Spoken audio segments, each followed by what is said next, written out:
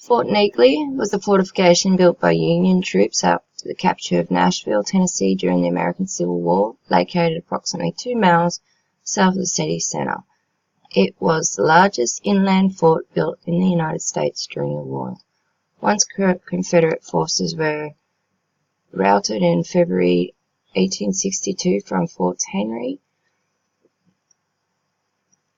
Donelson, on the Tennessee and the Cumberland Rivers, respectively, Confederate commanders decided that any further effort in the defense of Nashville would be pointless, and they abandoned any attempt to keep Nashville behind their lines. It was almost immediately occupied by the Union forces, who rapidly began preparations for its defense. The largest of the fortifications erected was Fort Negley, a star-shaped limestone block structure atop St. Cloud Hill, south of the city. The construction of the fort was overseen by Captain James St. Clair Morton. The fort was constructed out of 62,500 cubic feet of stone, 18,000 cubic feet of earth, and cost $130,000. That was a lot of money back then. It was largely constructed using the labor of local slaves, including women, newly free slaves who flocked to Nashville once it was taken by Union forces, with the understanding that their status as slaves was to be revoked where they worked for the Union, and by free blacks forcibly conscripted for the work. Records show that 2,768 blacks were officially enrolled in its construction. The fort was named for Union Army Commander James S. Negley. When the Battle of Nashville finally began in December 1864, it was largely fought on the heights and even further south of the city than Fort Negley, which, despite its even then impressive appearance, never played a leading military role. Again, another one that never played a role. Shortly after the war, the fort was abandoned and fell into ruin. However, its outline could be readily discerned for many years afterwards from the encroaching woods. During the Reconstruction period, the area was used for a meeting place of, In 1930, the Works Progress Administration made a major project for the restoration of Fort Negley. However, almost simultaneous with the completion of this project came the United States entry into World War II. Neither manpower, funds, or the interest was available at the time to reopen the fort as a historic or interpretative center. After the war, the fort was allowed to continue to languish, becoming a site of vandalism and minor crime. Entry to the site was finally prohibitive, and the area reverted to a forest. So the surrounding grounds become a park, first site of a baseball and softball fields for youth and adult leagues, and then later the site of Herschel's Greer Stadium, a minor league baseball park.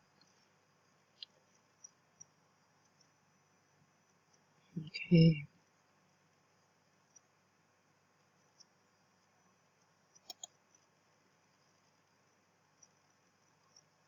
So it was 1864. The entrance.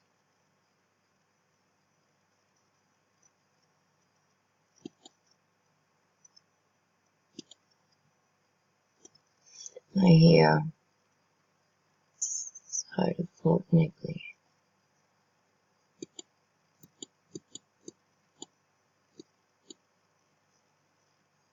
Okay, there it is.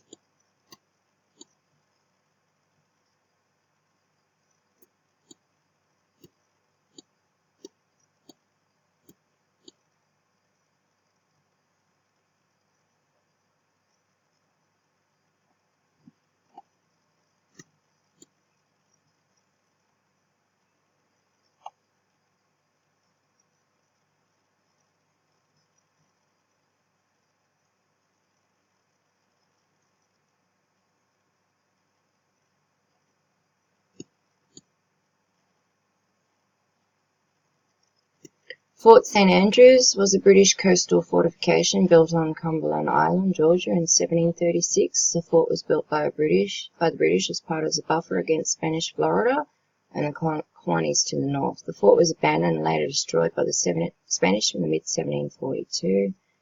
In 1732, General James Oglethorpe led the colonization of Georgia for Great Britain and chose Savannah as the principal port of the colony. The establishment of the colony had been an issue of the continuing of the British and Spain since its foundation. The Spanish claimed the territory for its own colony of Florida and disputed what it regarded as a legal occupation by the British settlers.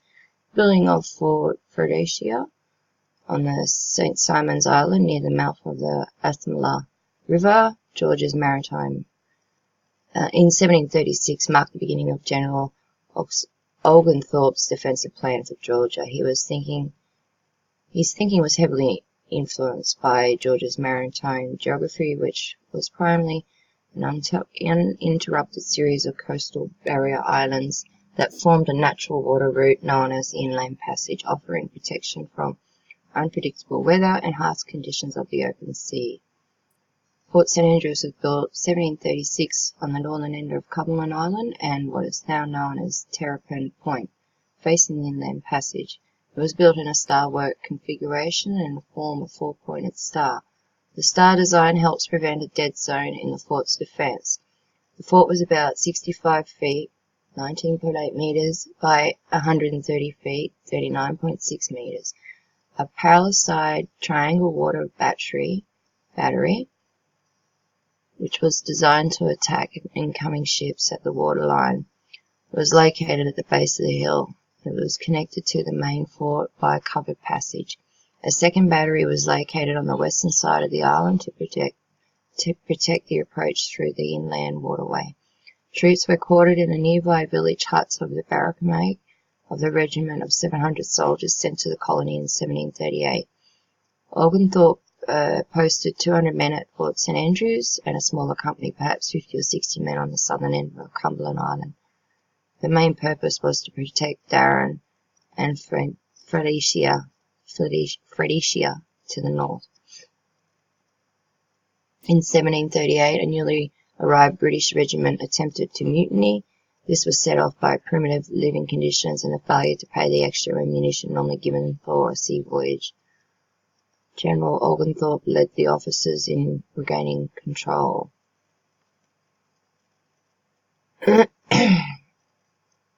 So when the War of Jenkins' Ear broke out in 1739, Spain began drawing up plans for invasion. The Spanish governor, Don Manuel de Montoya, commanded the invasion force and invaded Georgia in 1742. Separated from the main Spanish fleet, about 15 ships were located at Cumberland Island and were sheltered off the coast near Fort in the St. Andrews Sound in June 1742. General Oglethorpe ordered the fort abandoned and retreat south to Fort William. In July, when the Spanish forces retreated after the Battle of Bloody Marsh, they camped at the abandoned fort on the return trip to Florida and burned it down. Afterwards, a company of British Rangers was stationed at the ruins of the fort for several years, but it was never rebuilt.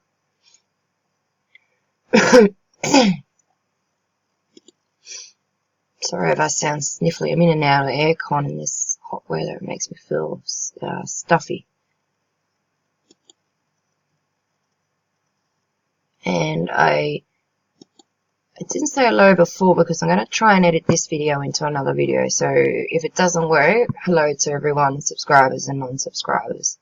Sorry, I just remembered that. So there's the plans of that. So this was the site of Fort St. Andrews, sorry.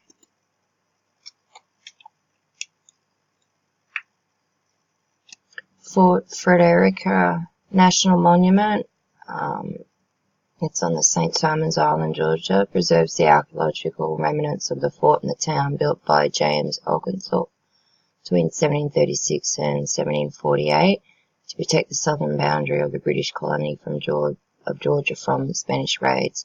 630 troops were stationed at the fort. The town of up to 500 colonial residents have grown up outside the fort. It was laid out following the principles of the Oglethorpe Plan for towns in the Georgia colony. The town was named Frederica after Frederick, Prince of Wales, son of King George II.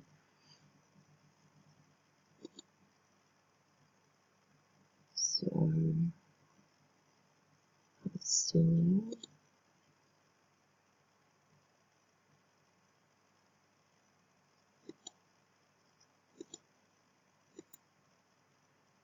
So it was the layout of it.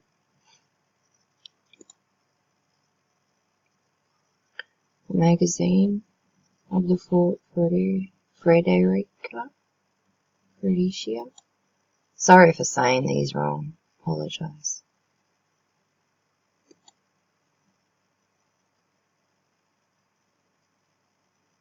There.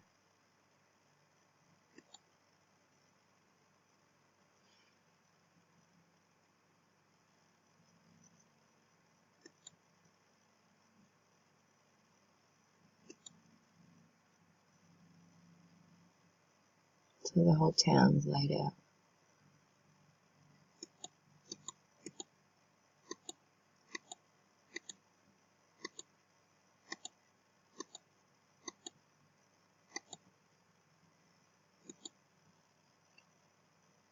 I'm not sure what we can see, what's remaining. You can see the shape here.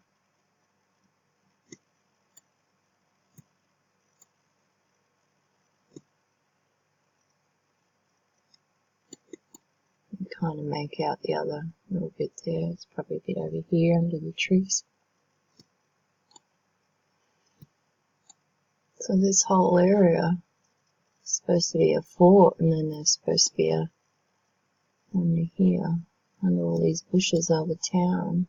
There we are. So it's laid out like a star shape. It's a bit hard to trace. See a little bit of it there.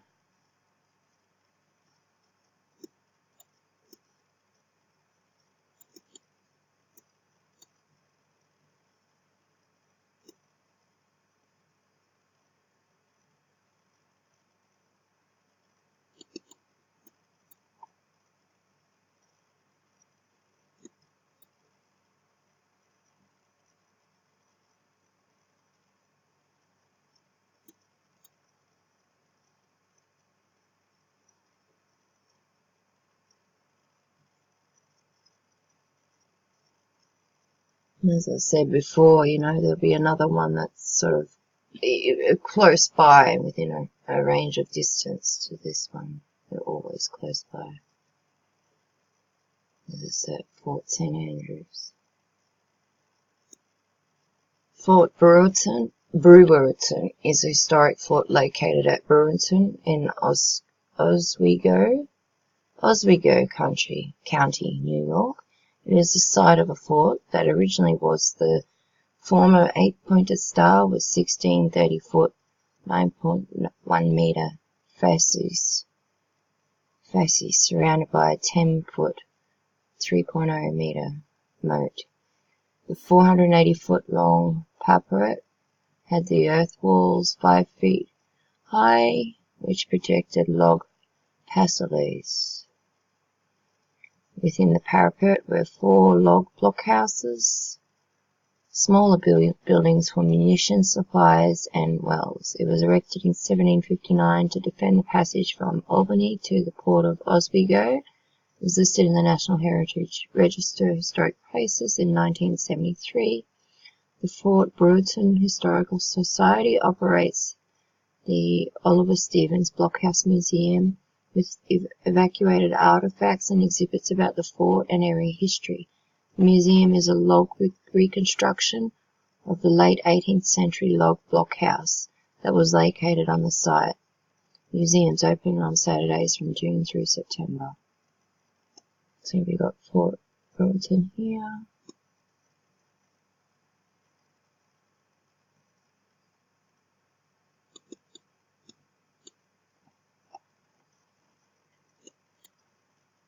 Looks like a lot of it is still under the ground.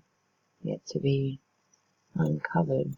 It's the house they rebuilt.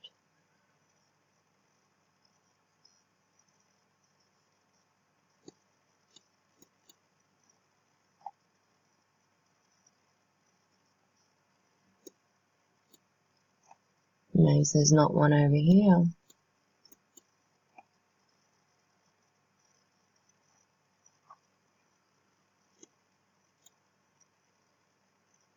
Yeah, there's a little one there.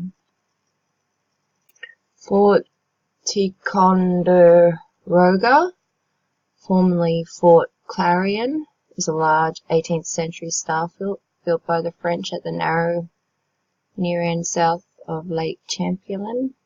It's northern New York in the United States. It was constructed by Canadian-born French military engineer Michael Chartier de Lumouty between 1755 and 1757. Wow, 2 years, okay.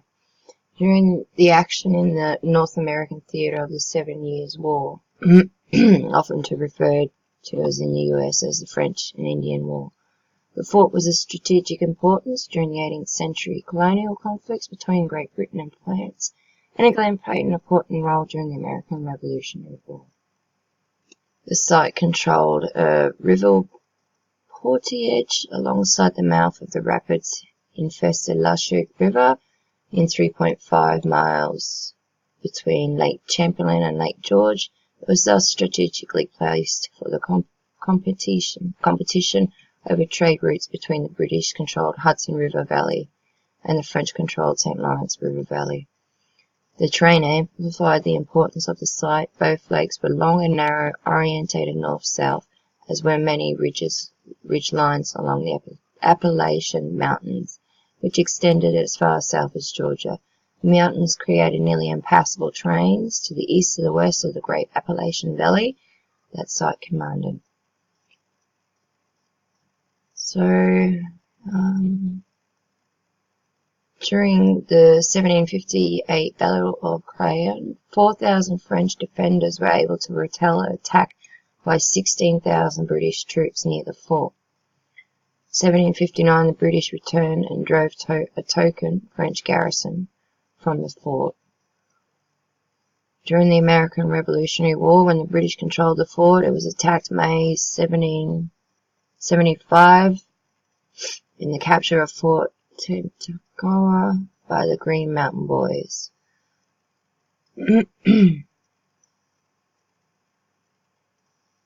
So this one actually saw attacks. All the links will be up in the description. Lake Champlain, which forms part of the border between New York and Vermont and the Hudson River, together form an important travel route that was used by the Indians long before the arrival of European colonists. The route was relatively free of obstacles to navigation, with only a few portages. One strategically important place on the route lies at its narrow ends of the southern end of Lake Cherokee, where Ticonderoga Creek, known in colonial times as the La Chute River, because it was named by the French colonists, enters the lakes, carrying the water from Lake George. Although the site provides commanding views of the southern extent of Lake Champlain, Mount Defiance at 853 feet, and two other hills, Mount Hope and Mount Independence, overlook the area. Indians occupied the area for centuries before the French. French explorer Samuel de Champlain first arrived there in 1609. Okay. 1755, following the Battle of Lake George, the French decided to construct the fort there. De Saintes, governor of the French Positive Province of Canada, sent his cousin to design and construct the fort, this military important site, which the French called Fort Clarion. The name Clarion has variously been attributed to the name of former French officer Philippe de Clarion de Fresnoy. Established a trading post at the site in the late 17th century. Constructed star-shaped fort.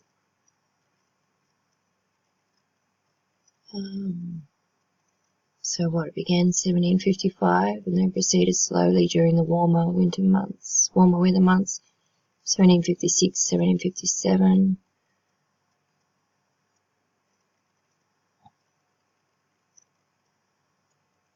Let's go to the redoubt. 1755 consisted primarily of the beginning of the construction of the main walls between the redoubt and the outwork to the west of the site that provided additional coverage of the Lachute River. During the next year, the 4 main bastions were built, as well as a sawmill in the Lachute. Work slowed in 1757 when many of the troops prepared for an attack on Fort William Henry. The barracks and the demi lines were not completed until spring 1758.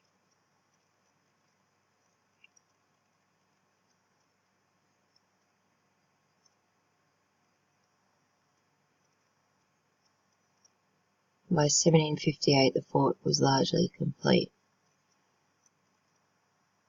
Doesn't take them long, eh?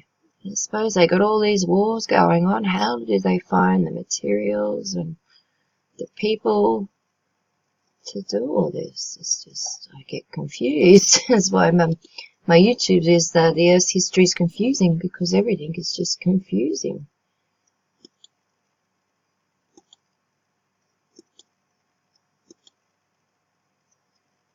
So a detail of the 1758 map showing the fort's layout.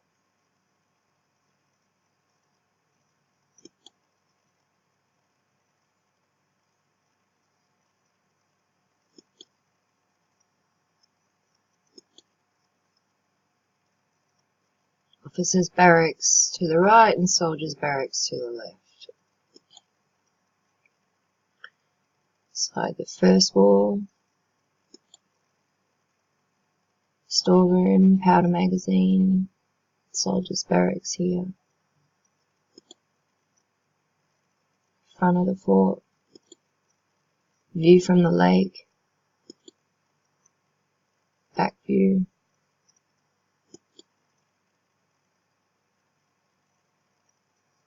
Restored manuscript map dated 29th of May 1759 for the British plan of the attack of the 1759 battle.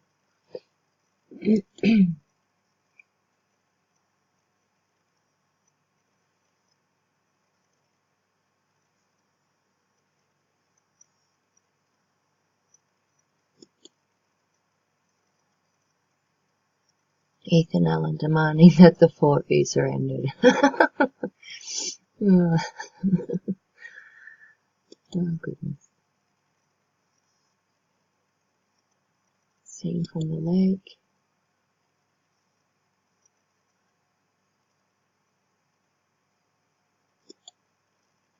Oh, what do we have there? Oh, look. Of course, they're Freemasons, aren't they?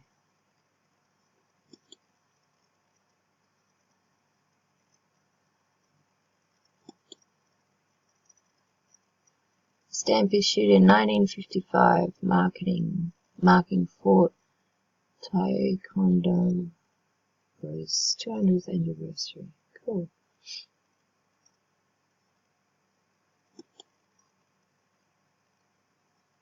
Okay, so here we are. We have it here.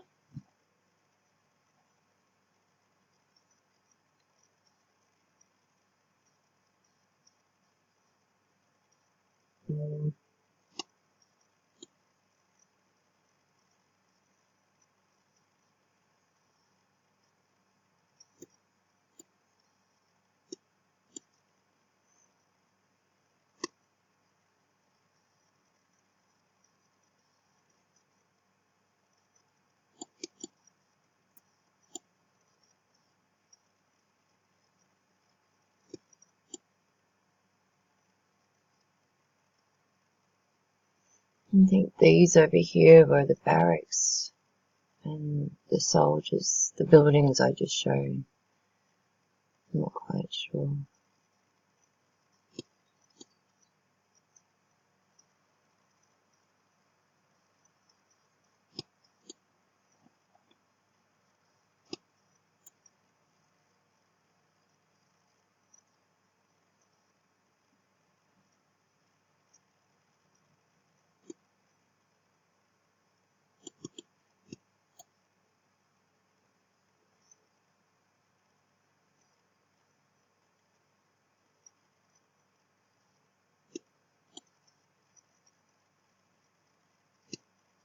Fort St. Frederick was a French fort built to secure the region against British colonization of the lake, located in the modern New York State across from the lake of modern Vermont.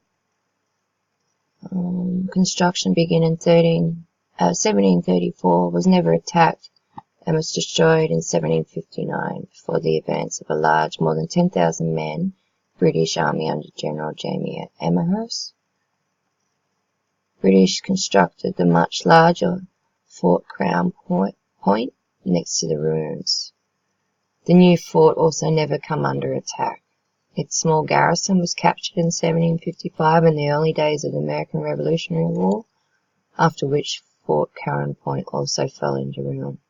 The fort sites at Crown Point were preserved.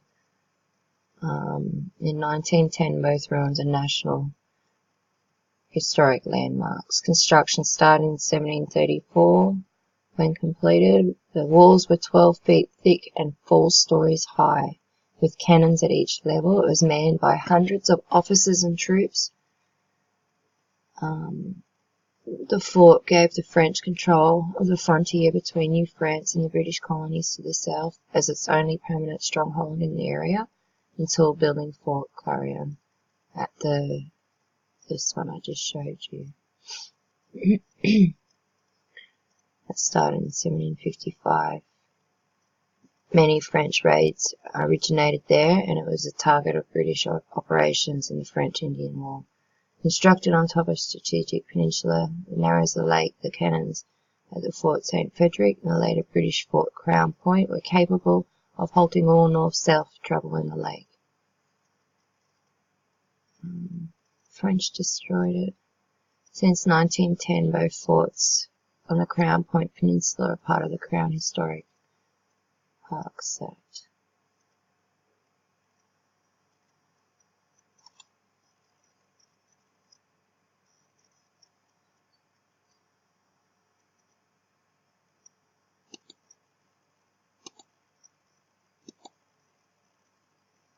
This is what it would have looked like in its day.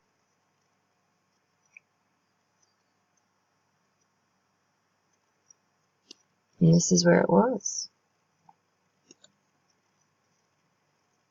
You can still see it in the ground. It's still there. It hasn't been fully destroyed. I think it's been covered up by the mud flood. And I think they're just using the war as an excuse to say, oh, it's destroyed. Oh, look, here's the other little one there. So I bet you there'd probably be more over here and all these trees and soil. This one's been hit hard, look. What hit that? Wow.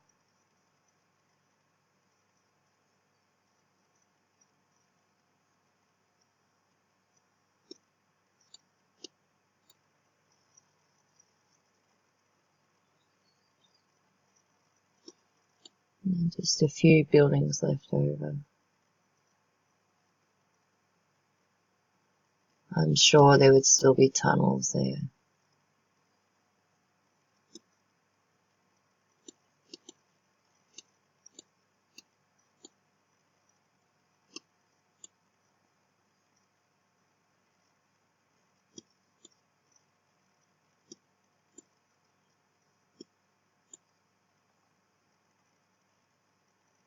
Very interesting. Two so close together. And look at all these holes here in the ground. Unreal. Are they trees? I thought there were shadows of holes. Silly me. Fort Johnston, also known as Fort Geary, is a Civil War era earthen flat fort atop a 670 feet, 200 meter peak at the Catoctin Mountain, just west of Leesburg, Virginia. Constructed in the winter of 1861 to 62, following the Battle of Ball's Bluff. It is one of 3 forts constructed to defend the town from the threat of a possible invasion. The fort was built in the design of a 4-pointed star with an arm, each pointing measuring roughly 110 feet or 34 meters in length. The fort was only sporadically occupied by the Confederates, as its main threat of invasion came from the east across the Potomac. In 1862, when Loudoun County was invaded by the Union Army, the fort was abandoned and later occupied by the Federals, who reconstituted at Fort Garry in honor of their commander. Throughout the war, Leesburg was rarely held in force by either side of the conflict, and the fort saw little use. Today, parts of the earthworks of the fort still exist and are located on private property on Fort Johnson Road.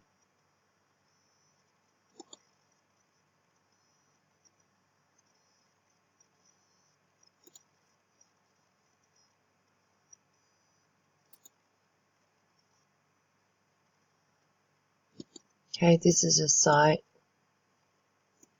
Not much to see, I don't know. You can kind of make out little bits.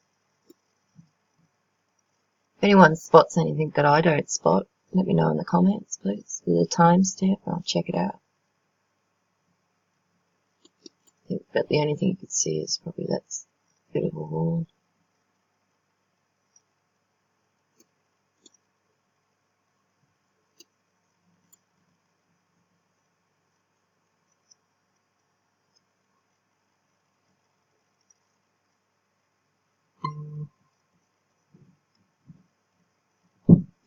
Fort Fremont Battery, located in Beaufort County, South Carolina, is historically significant as an example of the late 19th and early 20th century military architecture, and is one of two surviving coastal fortifications in the United States intact from Spanish-American War era.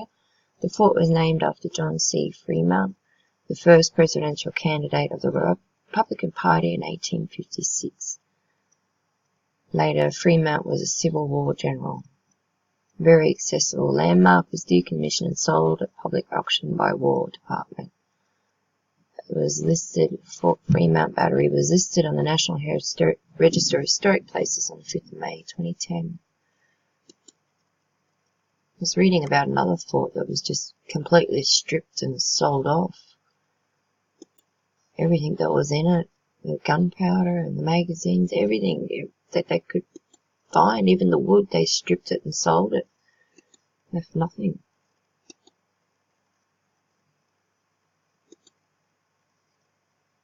So we got Fort Fremont. So we got Fort Fremont Battery here, and then it goes up here. So it's a bit hard to see with the trees there. Very hard to see.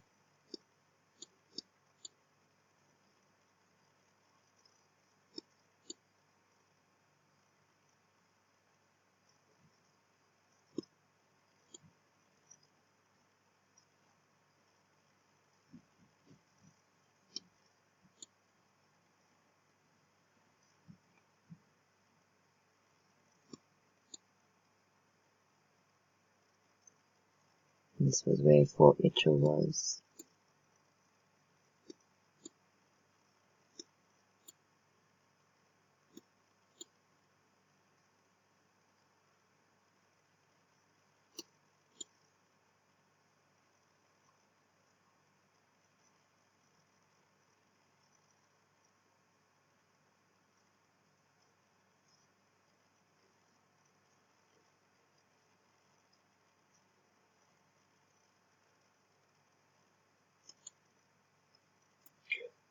Fort Prince Frederick was the southmost fort in British North America from 1726 to 1758, initially constructed with logs. It was later improved by tabby walls, which were completed in 1733.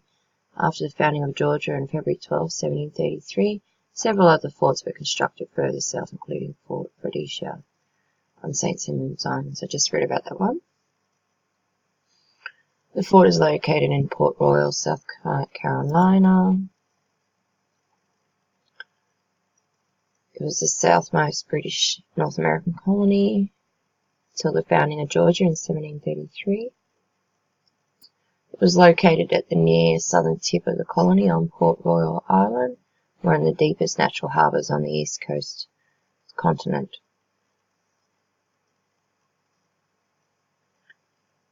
protected the town of Beaufort, founded in 1711.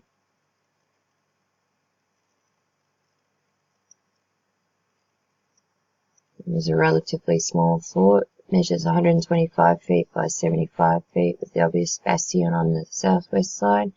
The eastern wall was lined with a battery and a cannon. The interior of the fort held barracks, magazine. It was garrisoned by an independent company of the Foot British regulars until their transfer to Georgia in 1736.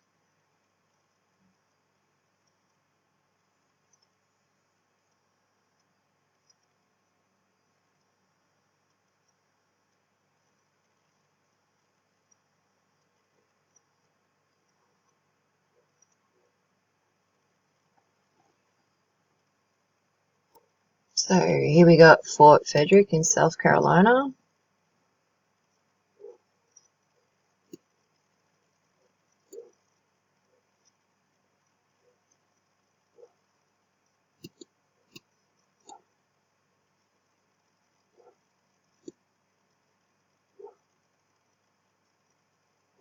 It's good that the trees, there's lots of trees, but it just makes it hard to see.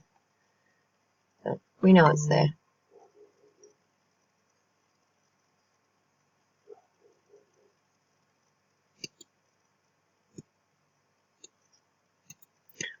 I'll just quickly show you. I think I showed you that one. I'll just show you guys these ones because I think these ones are next. Let's save coming back. So we got Fort Moultrie here.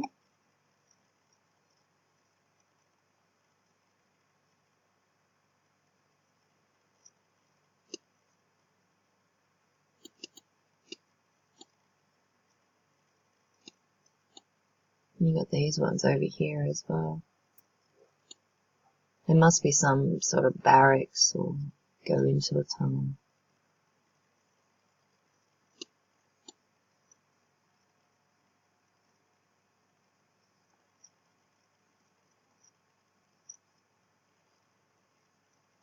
It looks like it goes in. There's a door.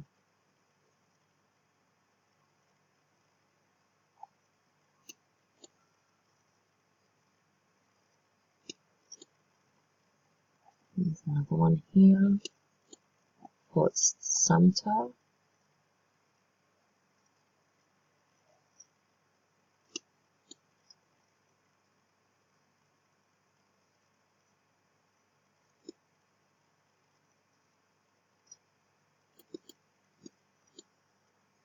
See those so-called flagpoles everywhere in these places too.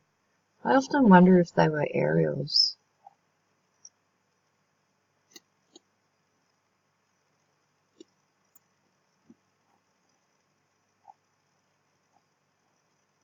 Castle Pictionary.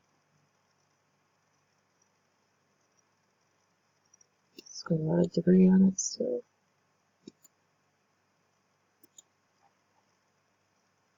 I did mark it, I'm not sure. Okay. So I did that.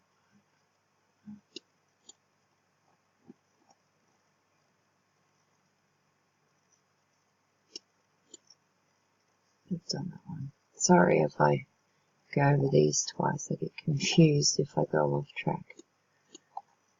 I just wanted to show you these ones.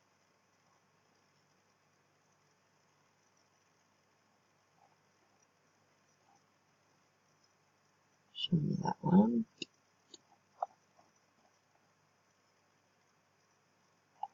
Yep, show you those few. We got Fort Howe. Primary function was to protect Mitchellville, a freedmen's town located to its east, and its name to the National Heritage Register on June 15, 2011. The fort is owned by Hilton Head Island Trust. The non-profit goal is to preserve the fort in perpetuity. There's an earthworks fort built in 1864 during the Civil War by the 32nd United States Colored Infantry Regiment from Pennsylvania and the 144th New York Infantry.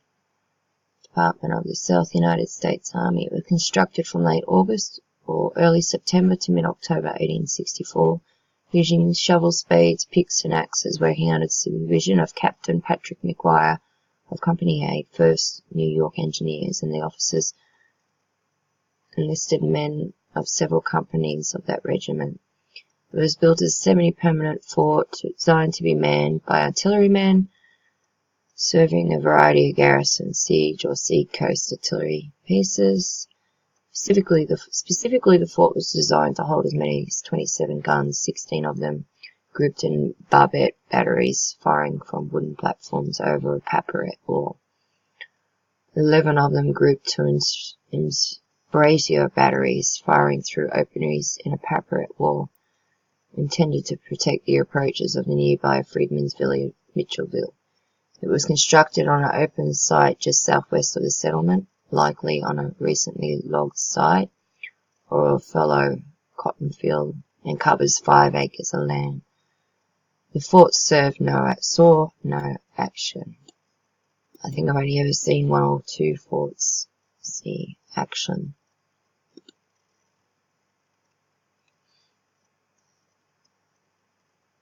So this is the layout.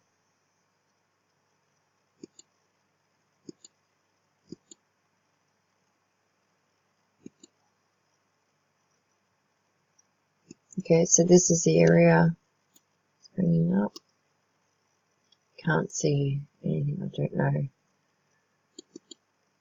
Nothing really to see.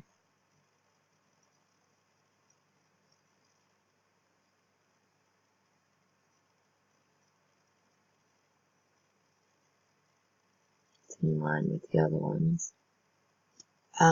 Fort Johnson, New York. A village in Montgomery County. Fort Johnson, historic site in the Hannock County, Illinois. Fort Johnson in South Carolina, and Old Fort Johnson, historic Fort Johnson, New York. Here we got Fort Johnson and Old Fort Johnson. I'm not sure what to make out of this.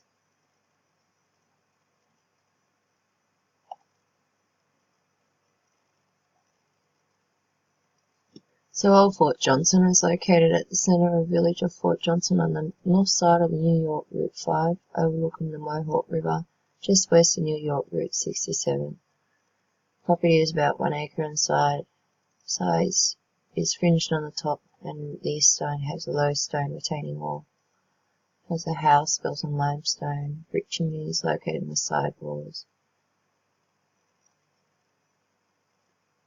Front facade is 5 bays wide. So I'm not sure. I think it was like an older one. And here's Fort Johnson in South Carolina. It was strategically important during the colonial era as it was located on the banks of the Ashley River. The fort was named after Sir Nathaniel Johnson, who served as the governor of Carolina from 1703 to 1709. It was the site of the first raising of the South Carolina state flag in 1755. The magazine was built in 1765, and a brick structure that measures 27 feet long and 20 feet wide. It was buried during the American Civil War by Confederate soldiers and uncovered in 1931. Wow.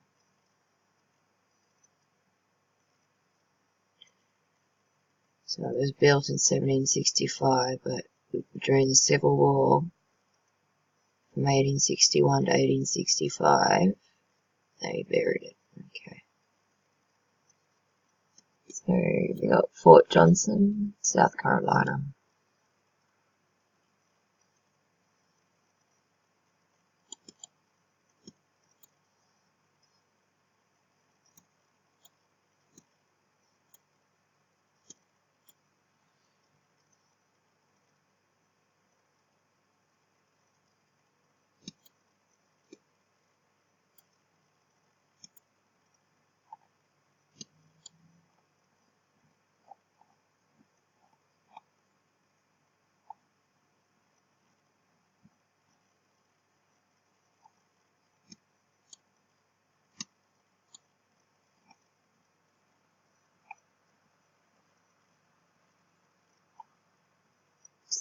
just showed you before. They all seem to line up. You put out the ley lines, I reckon they would lay up on the ley lines.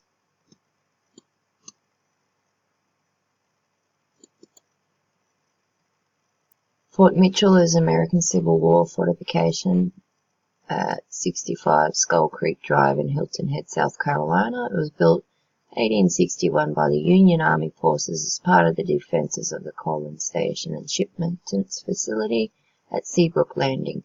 It was named for Brigadier General Omsby M. Mitchell and is a rare surviving example of semi-permanent fortification built by the Union in South Carolina, Moe County. The fort site was listed as a National Register of Historic Places in 2017. Today it's open to the public.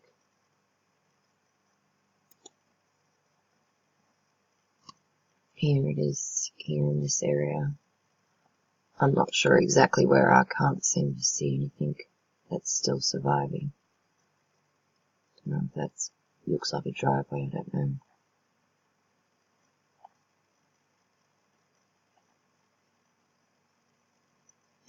Fort Moat was developed first as M. Joseph Plantation. It was commandeered in 1718 by the British and fortified as a temporary military outpost in what is now South Carolina during the American Revolutionary War. The British had fortified the big house and surrounds, and it became known as Fort Moat after Rebecca Bruton Moat, who had been occupying it with her family. During the Patriot siege of the Fort Moat, the plantation mansion was set on fire. The British surrendered its site.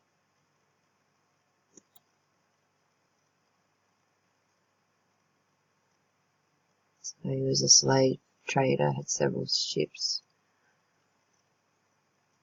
and one of the wealthiest men in the Providence before he and his family died, lost at sea at 1775 on the way to Philadelphia, for him to serve as a delegate, Second Continental Congress.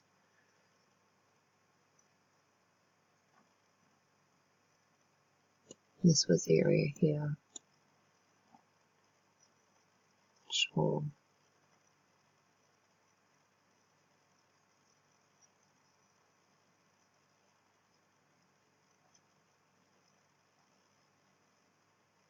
Fort Moultrie is a series of fortifications on Sullivan's Island, South Carolina, built to protect the city of Charleston, South Carolina. The first fort, formerly named Fort Sullivan, built in palmetto logs, inspired the flag nickname of South Carolina as the Palmetto State.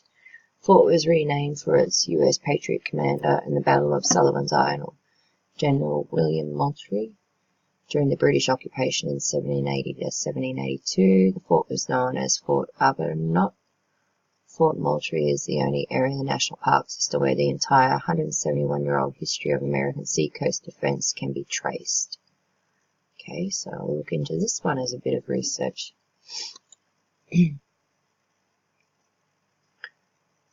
Colonel Moultrie took command of the island March 2nd, 1776, which included a garrison of 413 men, 2nd South Carolina Regiment Infantry, and 22 men of the 4th South Carolina Regiment Artillery. The island included a fort still under construction at the southern tip, which was being supervised by Captain de Bram. The square design with corner bastions was supposed to have parallel rows of palmetto logs 10 feet high, filled in with 16 feet of sand. However, by June 28, only the front, the southeast, and the southeast curtain walls and bastions were completed. The northern portion of the fort was unfinished, standing only 7-foot.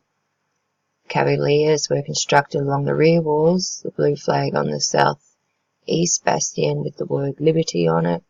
A total of 31 guns commanded the approach from the 5-fathom hole offshore, past the island and the middle ground shoal, before ships could enter the harbour.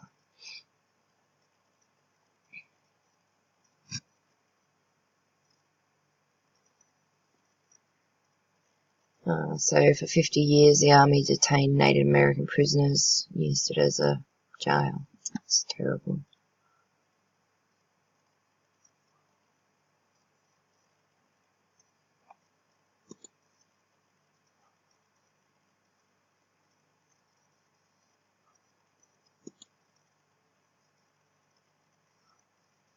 Wow, I'd like to know what date this photo was.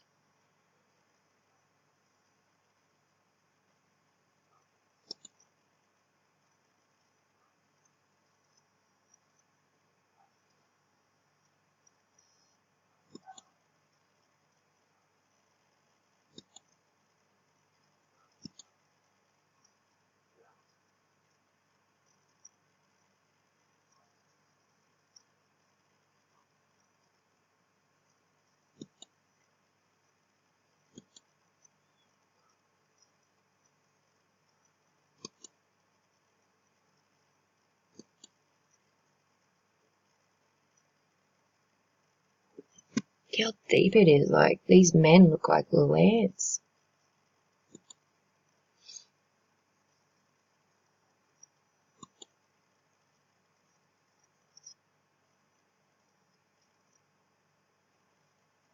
And this is the one I showed before.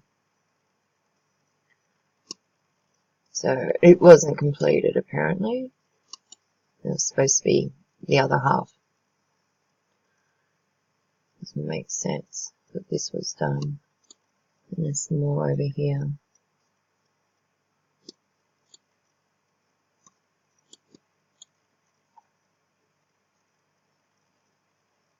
Fort Pemberton was one of the larger Confederate forts constructed in the defense of Charleston, South Carolina during the American Civil War, and Charleston was overwhelmed by Union forces in 1861.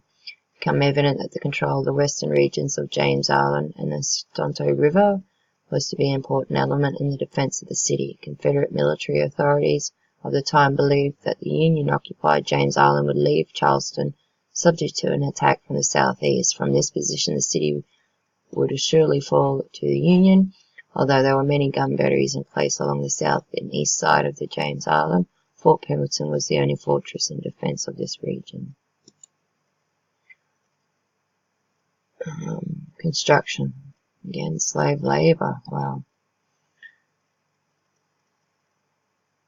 Covered shot furnace. Powder magazines. The fort's original section was constructed in 1862. The building's shape was pentangular, bastions along the perimeter. The fort measured approximately 400 feet by 350 feet with walls 10 to 12 feet high and 20 feet thick at the base. An additional 700-foot long rampart was constructed in the following year, which was directly flanked the original section on the southeast. The fort was designed to function as both a land and water battery. By October 1862, the fort's armor included 20 guns of various calibers. The fort's position was to deny a federal gunboat attack from the river.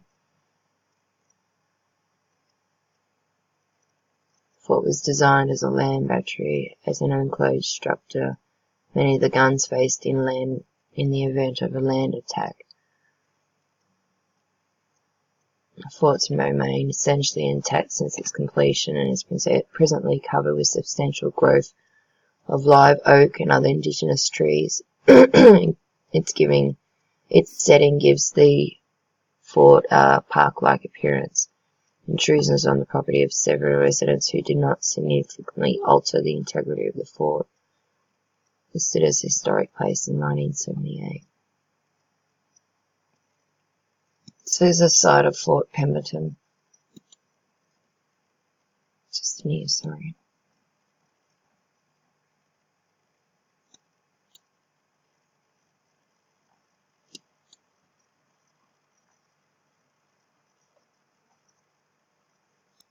Castle Pickery was a small masonry fortification constructed by the United States government by 1810 in the harbor of Charleston, South Carolina. It was used very briefly as a prisoner of war camp, 6 weeks, and an artillery position during the American Civil War. It was named in the National Register of Historic Places in 1970. The fort was built over the ruins of an older fortification fort called Fort Pickery, the original log and earthen fort named after the Revolutionary War Charles Cotesworth Pickery, who built was built beginning in 1797 and was intended to protect the city from a possible naval attack when war with France seemed to be imminent. Completed in 1804, it saw no hostilities and was virtually destroyed by a severe hurricane in September that year.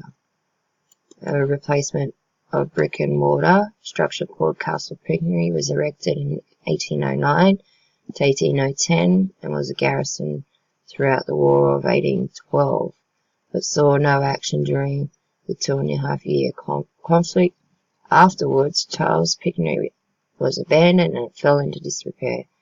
2 decades later, a seawall was completed and the fort was re-garrisoned during the nullified crisis of 1832, when President Andrew Jackson prepared to collect a controversial tariff, using military force if necessary.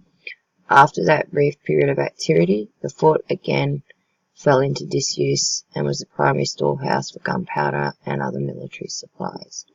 By the late 1850s, Castle Pinckney was part of a network of defensive positions in the harbour, which included the larger and more strategically placed Forts Sumter and Moultrie and other smaller earthworks and fortifications.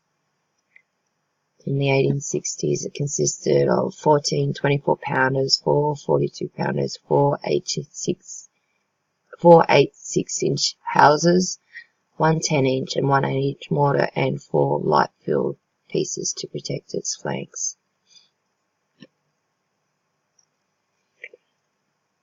So, I'll leave links in descriptions.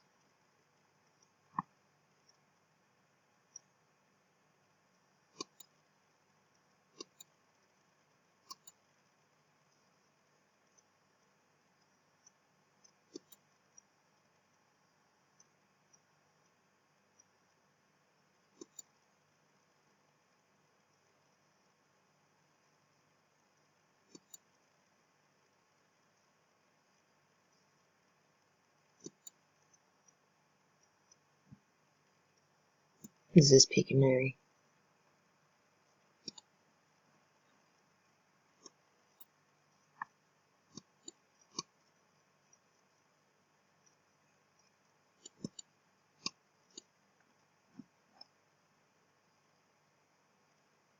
Looks completely different to the photos that they show.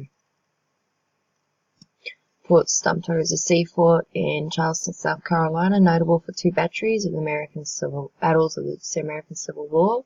It was one of a number of special forts planned after the War of 1812, combining high walls, heavy masonry, and classified as a third system as a grade of structural integrity.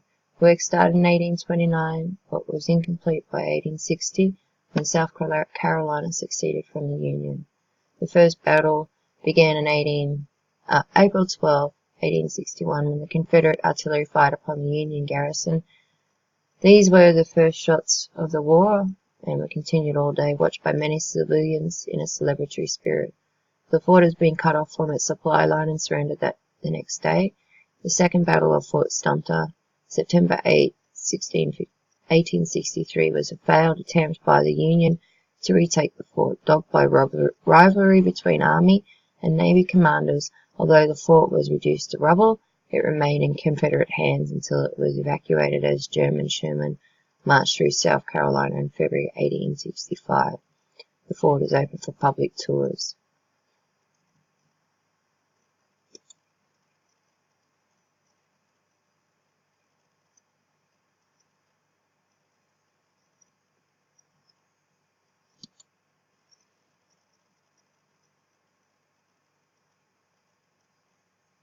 So the top is a photographic view of the hotshot furnace at right shoulder angle and 10 in Cumberland cannon pointing to Charleston.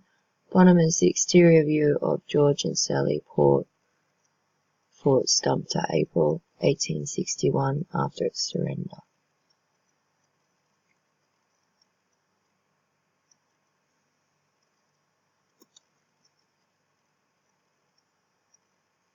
I wish I could zoom in, I don't think it'll let me. Oh, it did. Wow. scene of 61 that quickly followed. The upper photograph shows Confederates on Monday, the 15th of April 1861, the day after the momentous event which Holmes firmly prophesied in Brother Jonathan. The picture below, with the two following, were made on the 16th. As April wore on, North and South alike had been reluctant to strike first, when Major Robert Anderson on December 26, 1860, removed to Fort Sumter on an island at the entrance to Charleston.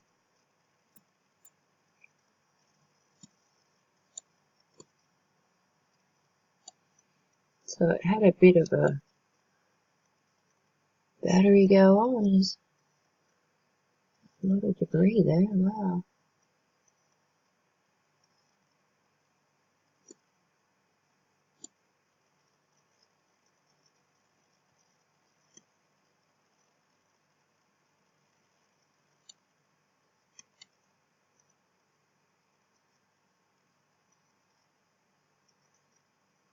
These must be the sticks they use for the cannons, are they? Someone let me know in the comments. It looks a lot different compared to the photos back then. Wow. Totally different.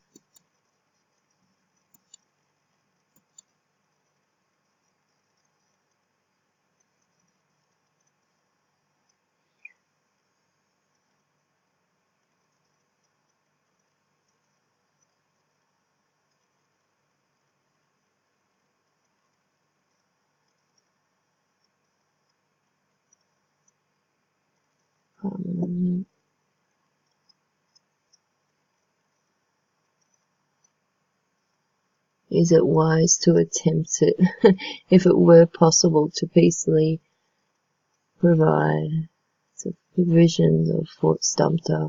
Of course, I should answer that it would be both unwise in a something. I need to zoom in, sorry. Who we got here? Edmund Ruffin in the uniform.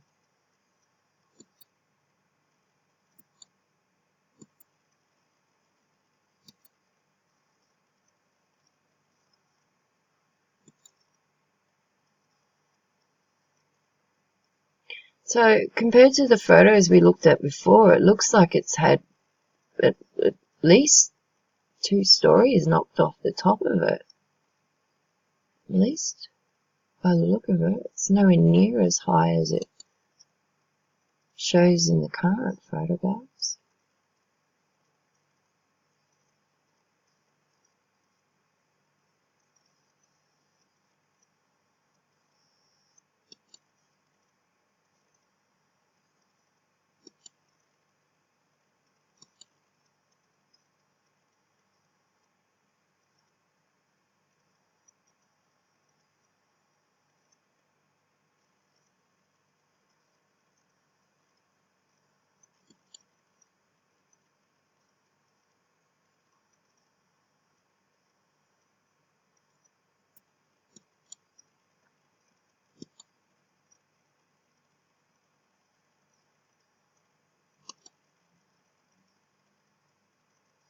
There's the so-called flagpole and that other thing I was looking at before.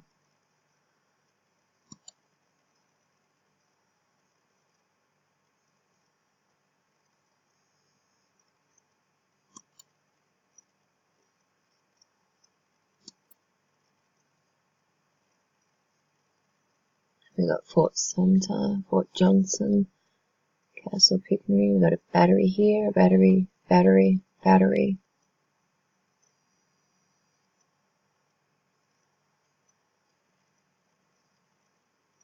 So there's 1, 2, 3, 4, 5. I missed looking over that before.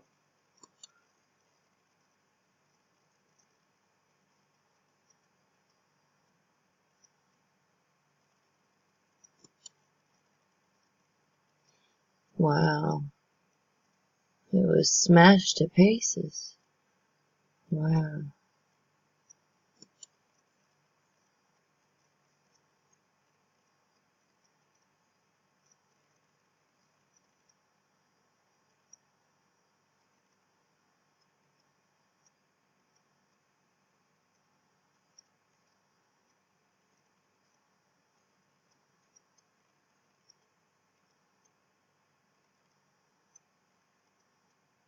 The attack came 1 hour after midnight. As always, when everyone's asleep, the attacks happen.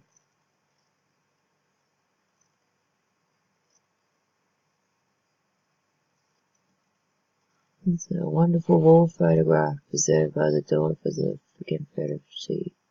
FC. Got two blokes sitting here. Another one here.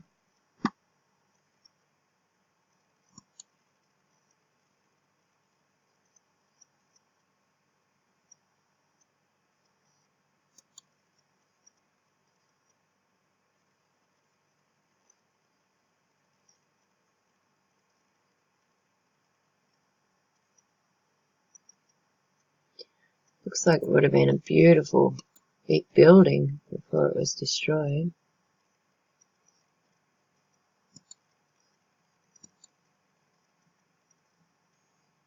And that's what it looked like when they were finished. Microfilm. West Angle, 9th December 1863.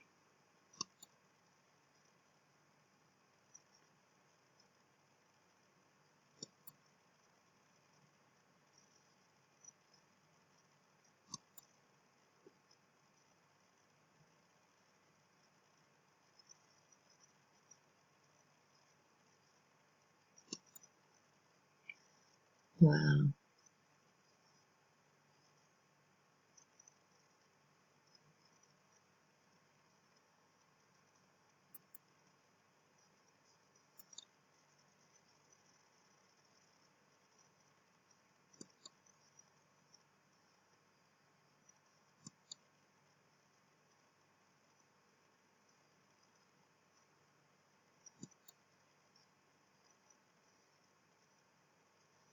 Took a beating, didn't it? Unreal. So I'll move along. Let's have a look at it on the map. This is it here, Fort Sumter. So it was obviously a lot higher, like 2 or 3 stories higher, and it's been rebuilt.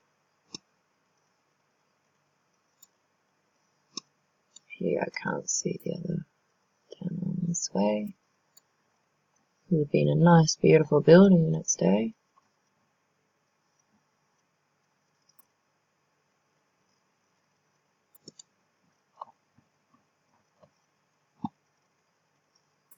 Fort Abercrombie State Historical Park, also known as Alaskan State Park on Kodak Island, Alaska. It includes 182 acres of land at the end of Miller Point, located on the eastern shore of Kodak Island, northeast of the city of Kodak. The park, established in 1969, is noted for its historical World War II fortifications, and its scenery, which includes bluffs overlooking the ocean, spruce forests, and meadows. The site was named in honor of its early Alaskan explorer and United States Army officer Lieutenant Colonel William R. Abercrombie. Fortifications whose surviving elements include gun emplacements, underground magazines, foundational remnants of buildings were built in 1941, abandoned after the war. Okay, I thought it was even older than that. Apologies. So it's all in this area in here.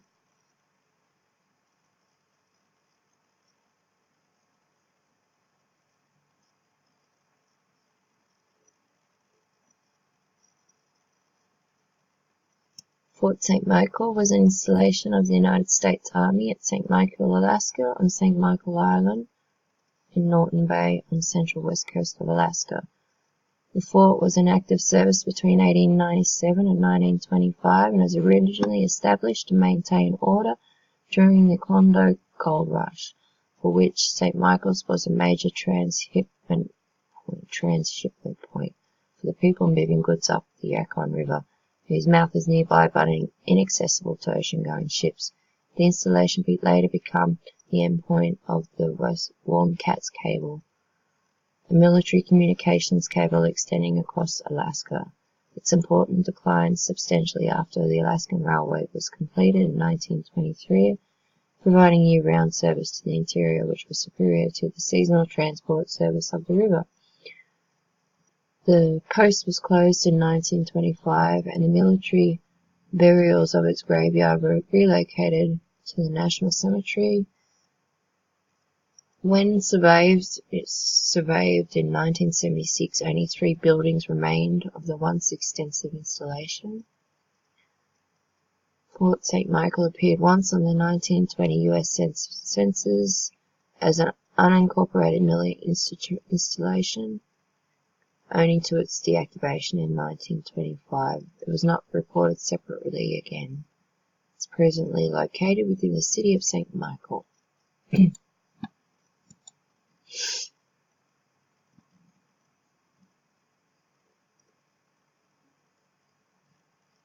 1901.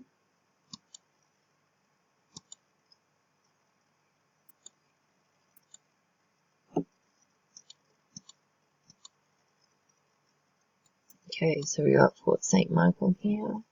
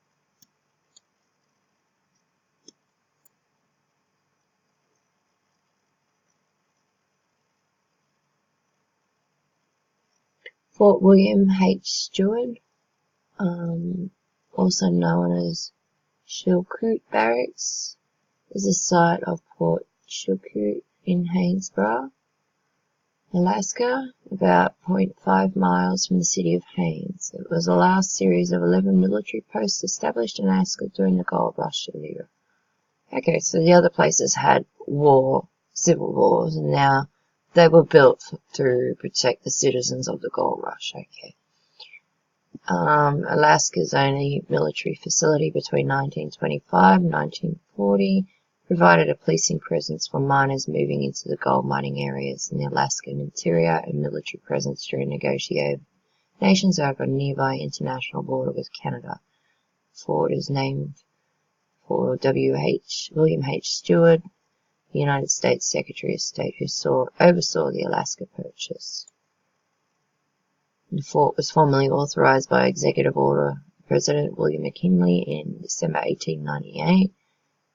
The state's troops have been officially out in the area during that year between 1902 and 1904. Infantry outpost consisted of 85 wooden frame buildings and constructed under the supervision of Colonel W. P. Richardson, and was formally named in 1904. The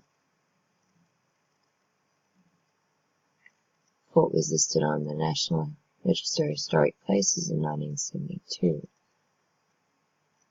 Fort William H. Stewart first appeared separately on the 1910 U.S. Census and in 1920.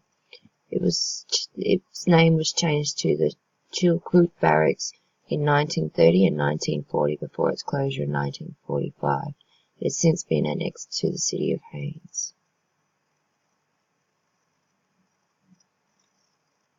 So we got Fort William H. Stewart here.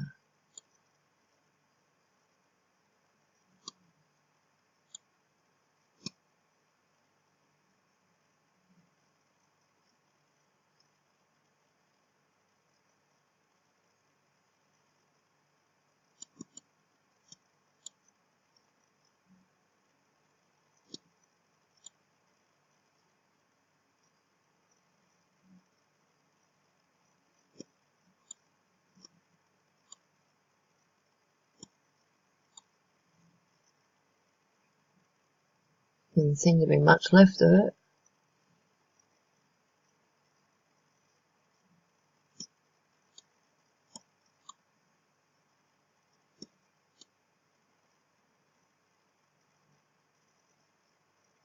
Fort Apache Historic Park is a tribal historic park by the White Mountain Apache, located in the former site of the Fort Apache in the Fort Apache Indian Reservation. The park interprets a rich and troubled history between the relations between the Apache and the native tribes at the fort, which was covered in the Bureau of Indian Affairs boarding school after its military use, and at the park, which covers 228 acres of the former fort and school, as well as a nearby military cemetery from the National Historic Landmark.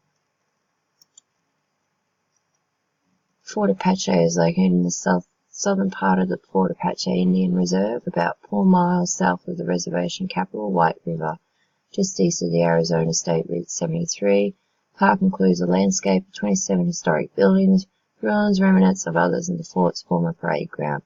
The White Mountain Apache Culture Center is located at the western end of the park. The fort was established in 1870 as a temporary military camp and was placed on a more permanent footing 10 years later. It played the crucial role in the Indian Wars in the late 19th century, serving first as a check on Apache control of the area and later as a recruitment point for the Apaches as scouts in conflicts with other tribes. The fort was one of the places where the African American Buffalo Soldiers were stationed. Only a few buildings survived from the early years of the fort's history, including a log cabin that served as early commandant's quarters, a guardhouse, and the adjutant's office. Barracks and other quarters built in the 1880s, 1890s also survives. Its use as a military facility is obsolete. The property was in 1923 turned over to the Bureau of Indian Affairs, which established the Theodore Roosevelt School on the property. It was established as a boarding school providing educational services to serve the native tribes in the region. Although it was located on Apache tribal land, the school was mainly intended to educate the Navarro youth by removing them from the reservation and encouraging the adoption of non-native customs. Sounds a bit like Australian history with the Aboriginal. So we got the historic park here.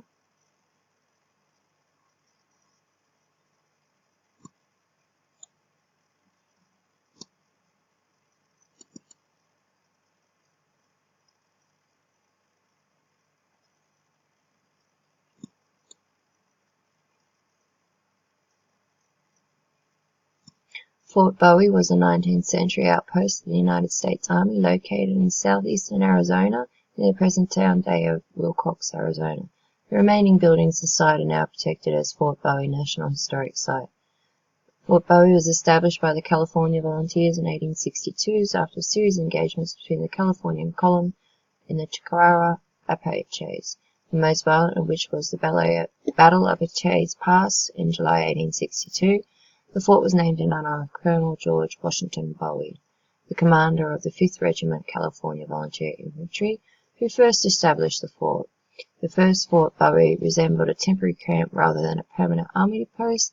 In 1868, a second, more substantial Fort Bowie was built and included adobe barracks, houses, corrals, a trading post, a hospital.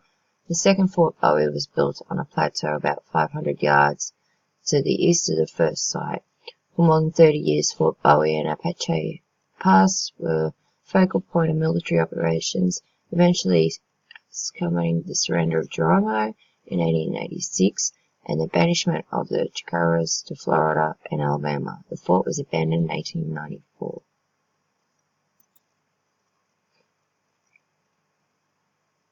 I'll leave links in the description for you guys.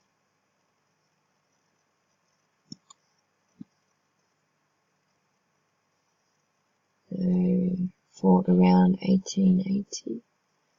Sorry for this laptop being a bit slow. I'm using my other laptop. So Fort Bowie in 1893.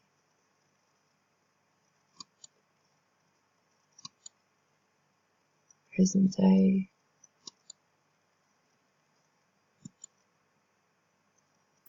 So here's where Fort Bowie was.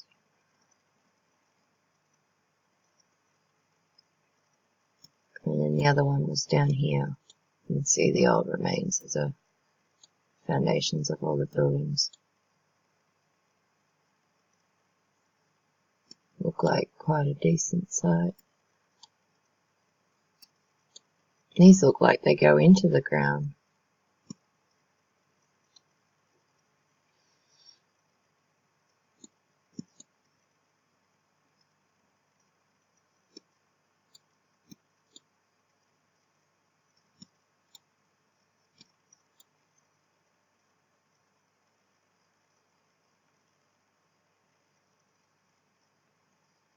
Fort Date Creek, also known as Camp McPherson or Camp Date Creek, was a United States Army post established in 1867, 60 miles south of Prescott, Arizona, built to safeguard American settlers in the Yaqui country.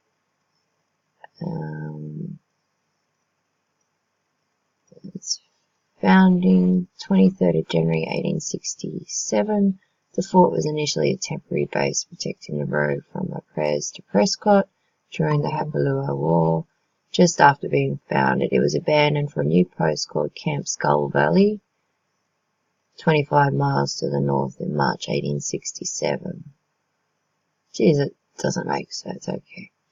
On May 11, 1867, the fort was reopened and renamed Camp Date Creek and later Fort Date Creek. The fort itself was moved a short distance twice, but always remaining along the creek. In 1868, the garrison included 2 infantry companies from the 14th Regiment at the beginning. In 1869, the area became an important center for fighting hostile Native Americans. A temporary reservation was established at the fort in 1869 for the Hapalua people. But by 1874, the United States Secretary of War declared that it was no longer needed for military purpose. Fort Date Creek then became a settlement for American pioneers for several years. As of today, a few adobe buildings and a cemetery mark its location.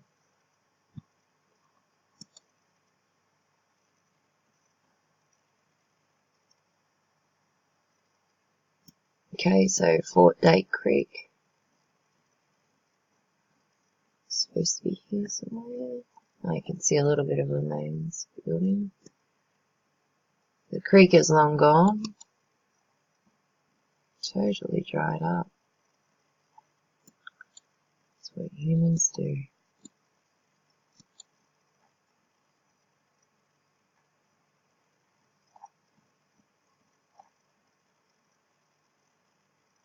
Fort Huachara is a United States installation, established on the 3rd of March 1877 as Camp Huachara. The garrison is now under the command of the United States Army Installation Management Command and is located in the Cochise County in southeast Arizona, approximately 15 miles north of the border with Mexico at the northern end of the Huachara Mountains, adjacent to the town of Sierra Vista. From 1913 to 1933, the fort was the base of the Buffalo Soldiers of the 10th Cavalry Regiment. During the build-up of World War II, the fort had quarters for more than 25,000 male soldiers, hundreds of WACs. In the 2010 census, Fort Huachara had a population of about 6,500 active duty soldiers, 7,400 military family members, and 5,000 civilian employees. It has over 18,000 people on post during the peak working hours of 0700 and 1600 on weekdays, making it one of the busiest Army installations. We see that bird everywhere, don't we?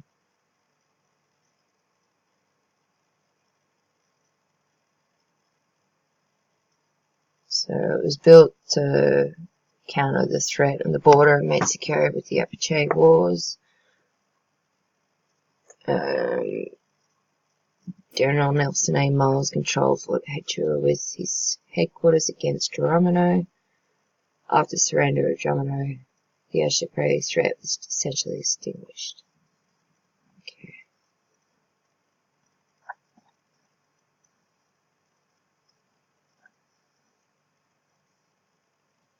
Here it was. Here it is. It's still here. It's still today one of the busiest ones.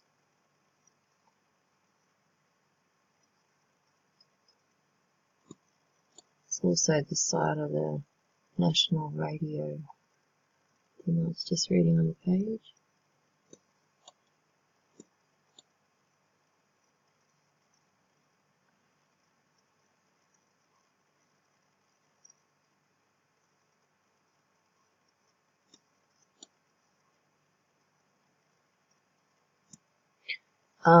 I don't know Spanish, so I'm just going to call it Fort Tubac.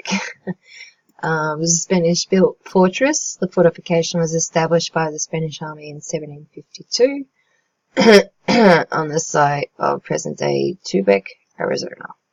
Its ruins are preserved in the Tubac Presidente State Historic Park.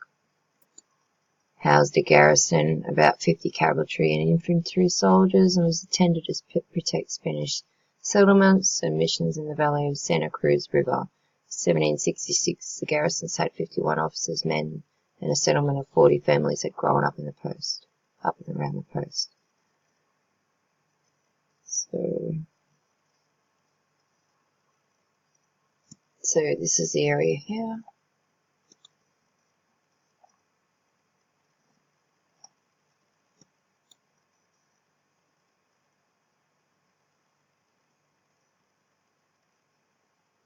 Some of these images are really poor at loading.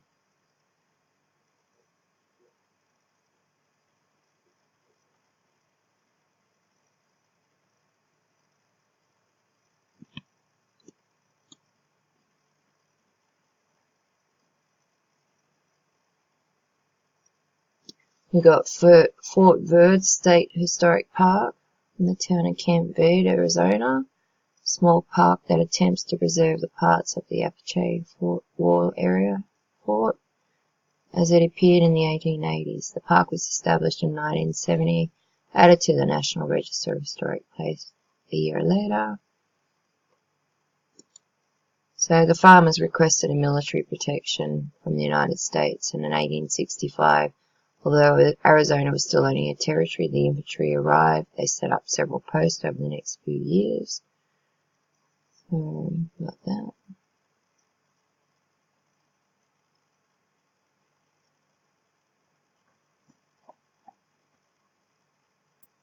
So this is the Fort Verde State Historic Park. In here.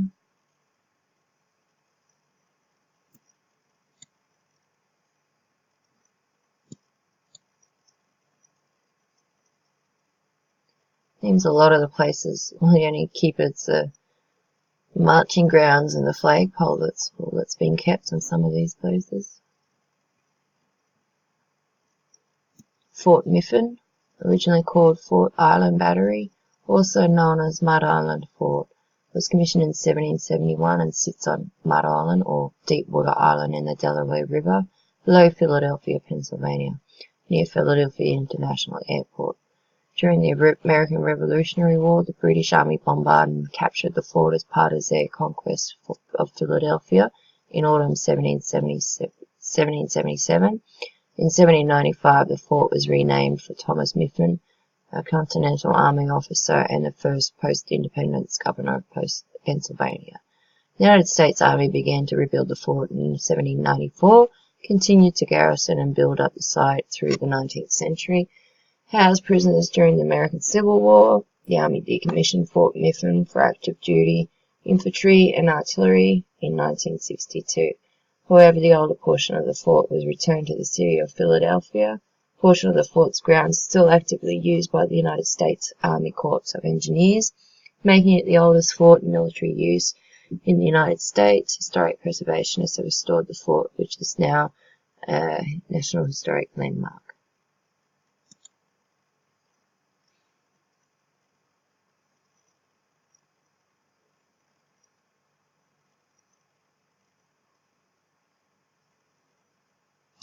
So we got Fort Mifflin here.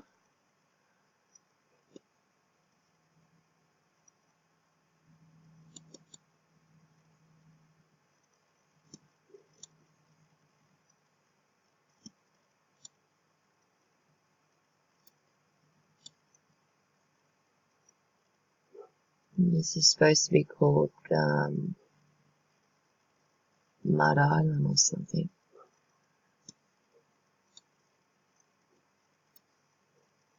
Beautiful design of it.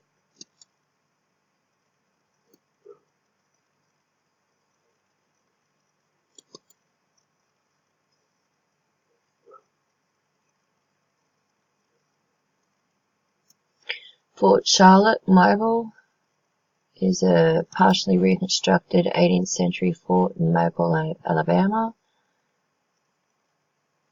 The ships of the original French settlers settling to Old Boxey in 1699 and later transfers were staged through the Dauphin Islands, which was not dredged for larger ships until many years later. After it flooded and damaged the fort, it was relocated in 1711 to its current site. A temporary wooden stockade fort was constructed and named Fort Lewis after the old fort upriver. 1723, construction of a new brick fort with a stone foundation began, renamed later as Fort Conde in honor of Louis Henry de Bourbon.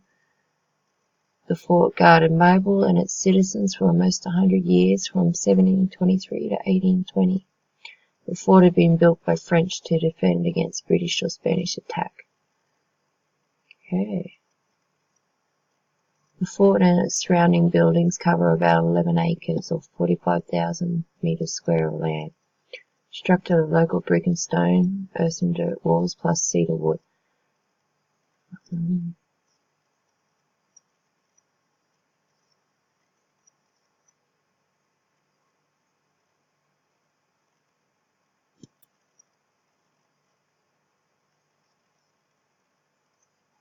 So this is the plan.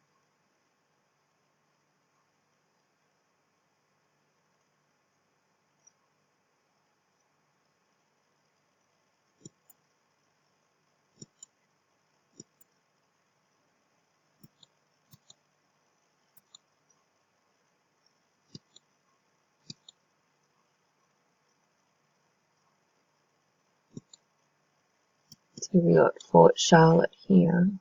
Oh goodness. Looks like it's been partially demolished to make way for roads and highways. That's terrible. Oh goodness.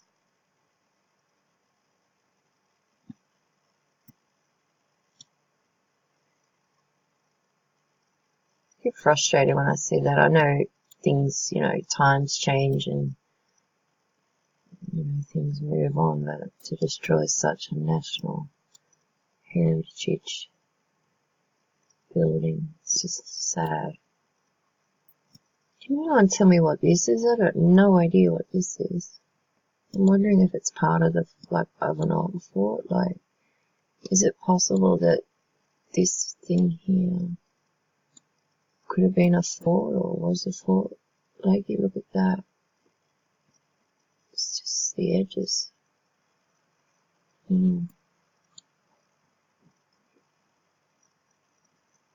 Just wondered about that. Just wanted to ask. This is Fort Morgan in Alabama.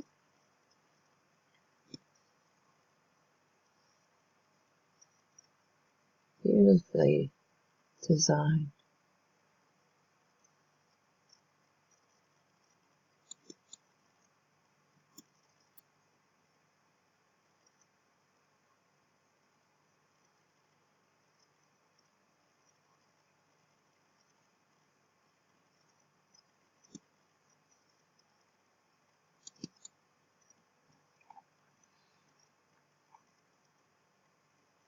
And it was a little distance from here, Mobile, the one I was just looking at, Mobile.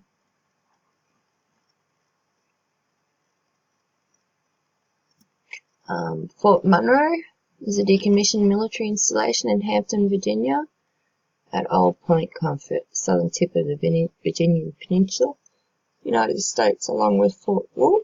Fort Monroe originally guarded the navigation channel between Cheapskate Bay and Hampton Roads. The natural road stood at the confluence of the Elizabeth, the Nosemead and the James River. Until disarmament in 1946, the areas were protected by the fort, where the entire Cheapskate Bay, the Potomac River regions, including the water approaches to the cities of Washington, D.C. and Baltimore, Marion, along with important shipyards, naval bases in the Hampton Roads area. Surrounded by a moat and a six-sided bastion, fort is the largest fort by the area ever built in the United States. During initial exploration mission headed by Captain Christopher Newport in the early 1600s, the earliest days of the colony of Virginia, the site was identified as a strategic defensive location. Beginning in 1609, defensive fortifications were built at the Old Point during Virginia's first 2 centuries.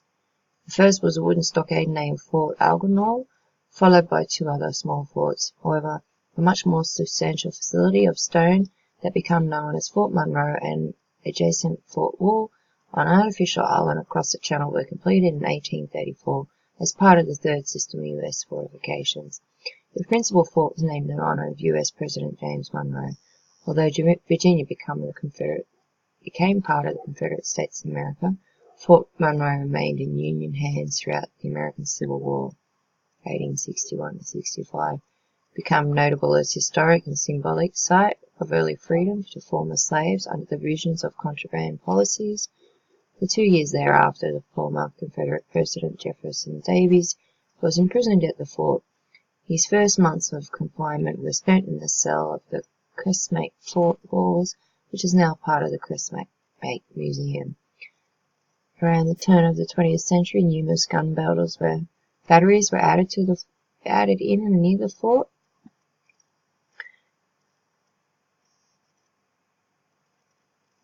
It became the largest fort and headquarters for the harbour defences of Cheapskate Bay. It housed artillery schools, including the Coastal Artillery School, the Continental Army Command, the United States Army and Training Doctrine Command, the United States Army Forces Command. Fort Monroe was decommissioned on September 15, 2011, and many of its functions were transferred to nearby Fort Entros. Several reuse plans for Fort Monroe under development in the Hampton community. On November 1, 2011, President Barack Obama signed a proclamation to designate portions of Fort Monroe as a national monument. This was the first time that President Obama exercised his authority under the Antiquities Act, a 1906 law to protect sites deemed to have natural, historical, scientific significance. Ooh.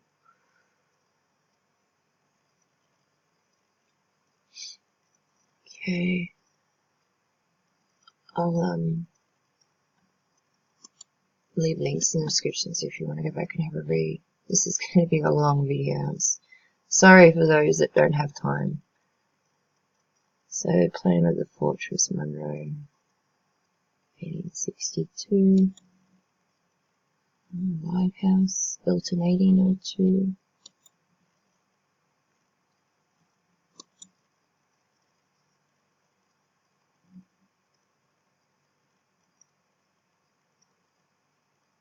These guys look like giants compared to these men. They look massive.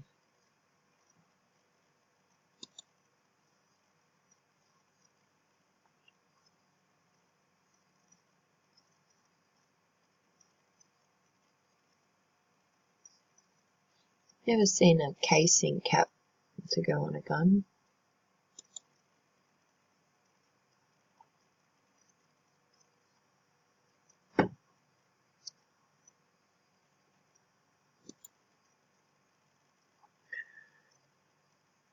Jefferson Davis imprisoned in the casemate, 1865.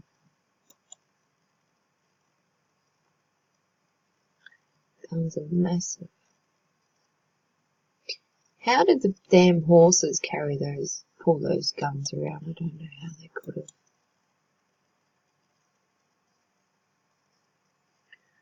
(1907) Fort Monroe.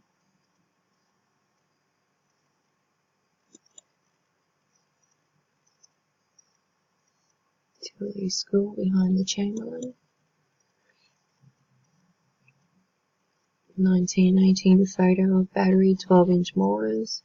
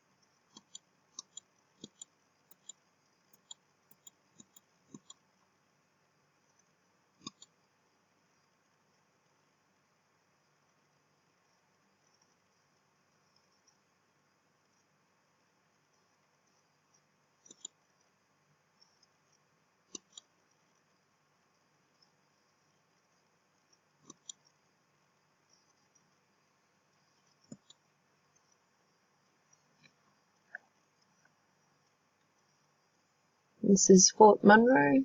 So this was still in military control until September 15th, 2011. Pretty sure there's still a few more out there that we have no idea about. Beautiful moat going all around it. Very well preserved.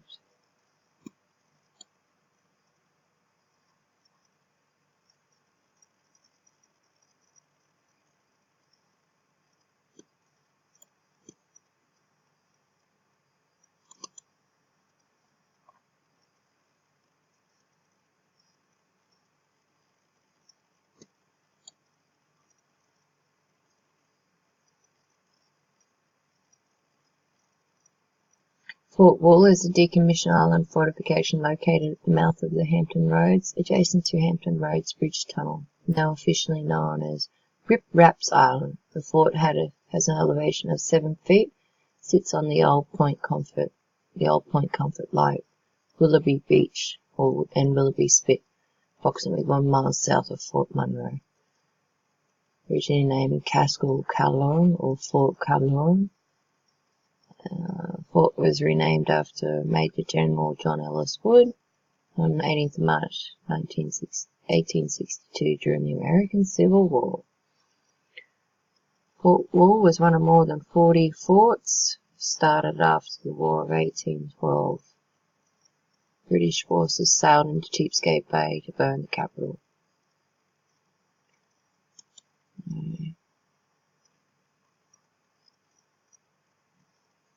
So this was the location of Fort Wool.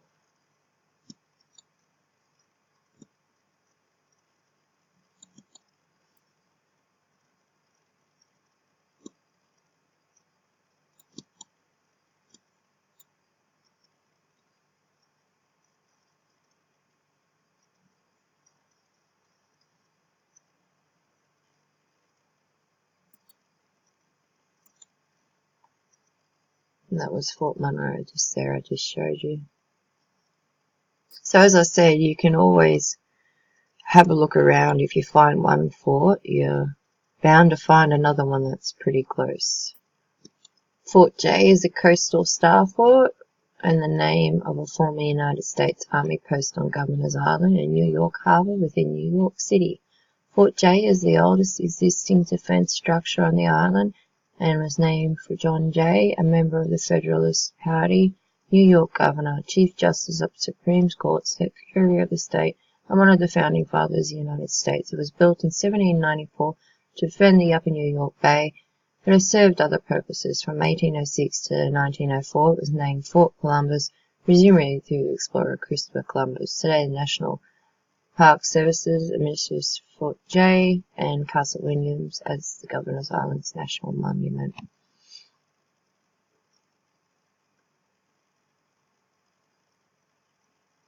Have a quick screen. So here they're saying in 1797, Congress approved $30,107 for continued constructions. Some of these prices, it just doesn't make sense.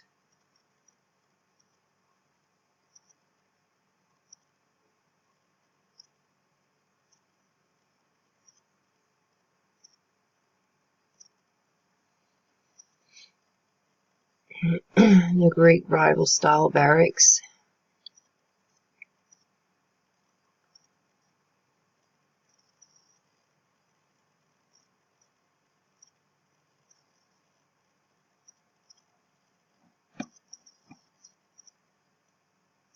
So here we got Governor's Island with Fort J on it.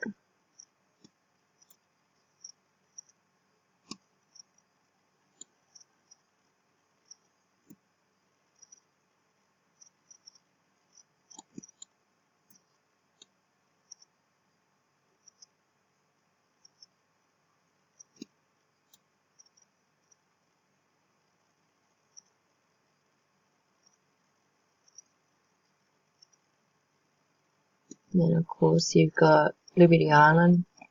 Statue of Liberty is on a star fort as well.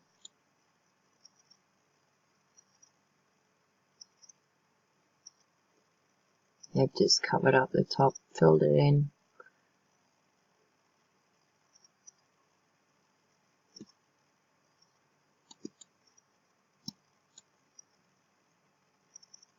So we've got Governor Island. I think Ellis Island had something similar. I don't think it was an actual star fort, but I think it was a residence for the ones that were over in the other.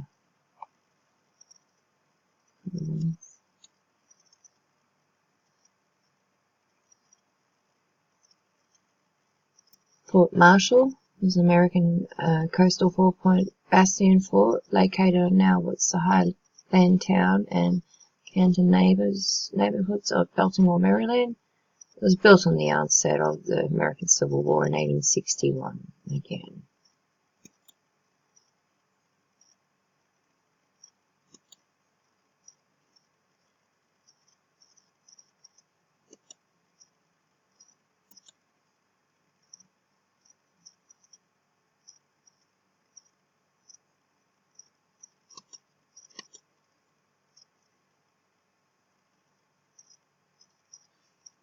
Fort McHenry. Fort McHenry was where the Star Spangled Banner was written, the American national anthem.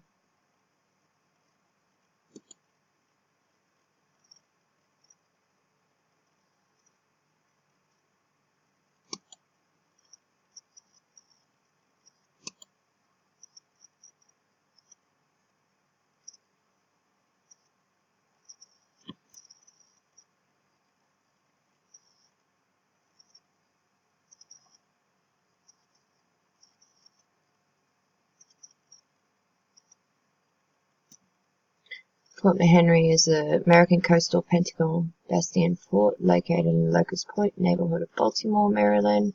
First known for its role in the War of 1812, where it successfully defended Baltimore Harbor from the attack of the British Navy.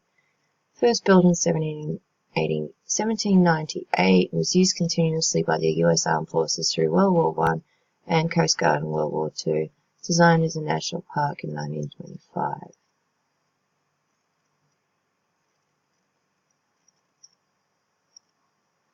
During the War of 1812, an American Storm flag, 17 by 20 feet, was flown over Fort McHenry during the bombardment. It was replaced early in the morning on September 14, 1814, with a larger American garrison flag, 30 by 42 feet, 9.1 meters by 12.8 meters. The larger flag signaled American victory over the British in the Battle of Baltimore. The sight of the ensign inspired Francis Scott Key to write the poem Defense of Fort McHenry, which later set to the tune of Ark in Heaven, and become known as the Star Spangled Banner, the national anthem of the United States.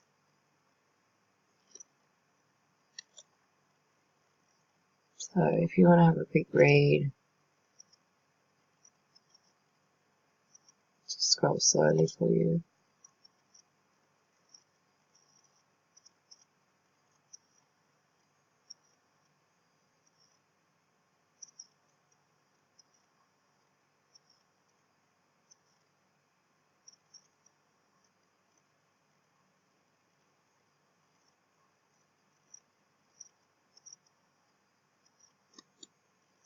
This is a flag that flew over Fort McHenry.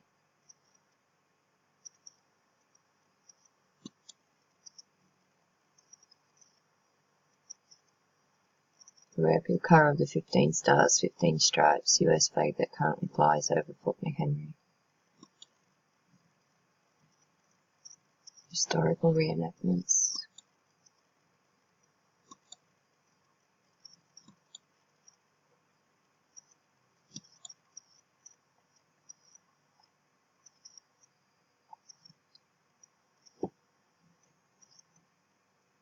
Furnace for heating, shops, barracks, officers' quarters, barracks, drawbridge. I made another video on that one. It's only a little video. So here we got Fort McHenry.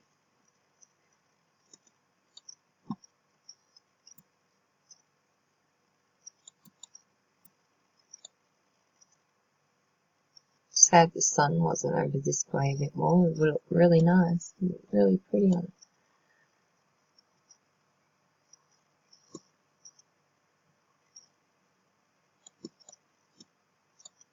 Try and show it on the sun's side. That's a bit better. So this is a big hill. It's got lots of tunnels underneath it from what I was reading. Joins up a few other areas.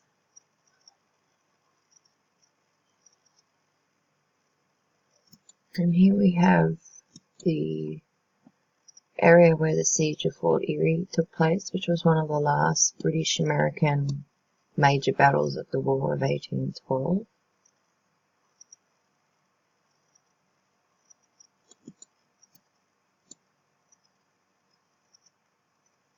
I think it might have had an out-of-defensive wall as well.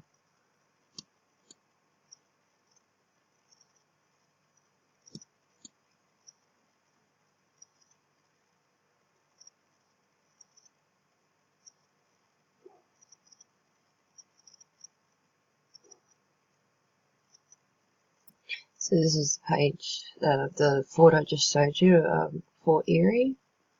It's one of the last attractive forts, American War of 1812. Excuse me.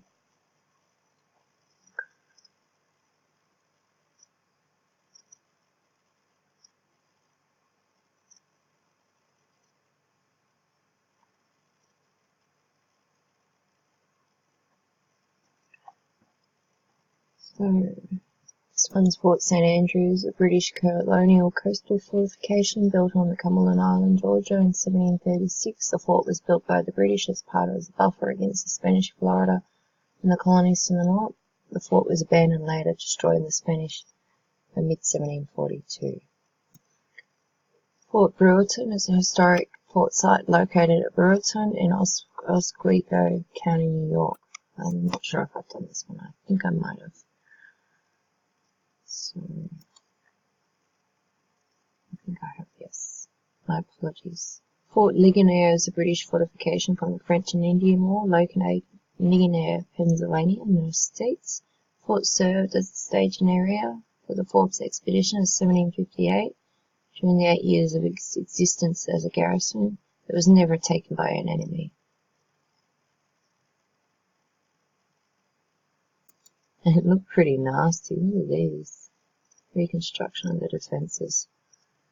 Scary. Fort Pitt was a fort built by the British forces between 1759 and 1761 during the French-Indian War. At confluence of the Monongahela, I can't say that word, my apologies, in this river here, where the Ohio River is formed in western Pennsylvania and modern-day Pittsburgh. It was near but not directly on the site of the Fort d'Escrignac. Can't even say that, my apologies. A French colonial fort built in 1754.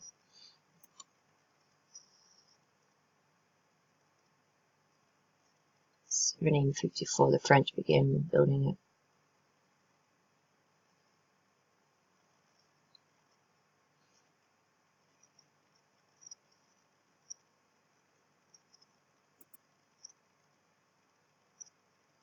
A view of the Fort Pitt Museum from Mount Washington. This structure is a recreation of the bastion Fort Pitt.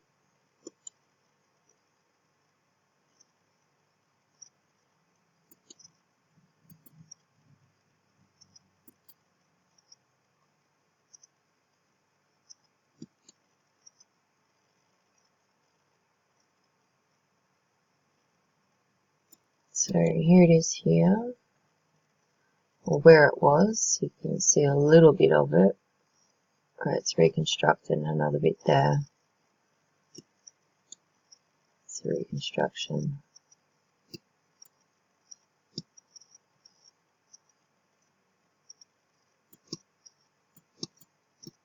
You can see a bit of the old bit there.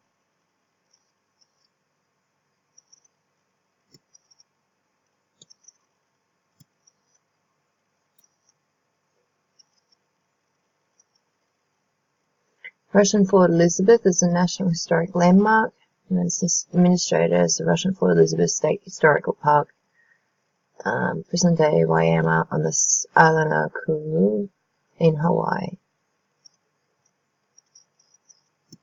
The Star Fort was employed by Kingdom Hawaii in the 19th century under the name of Fort Hippo.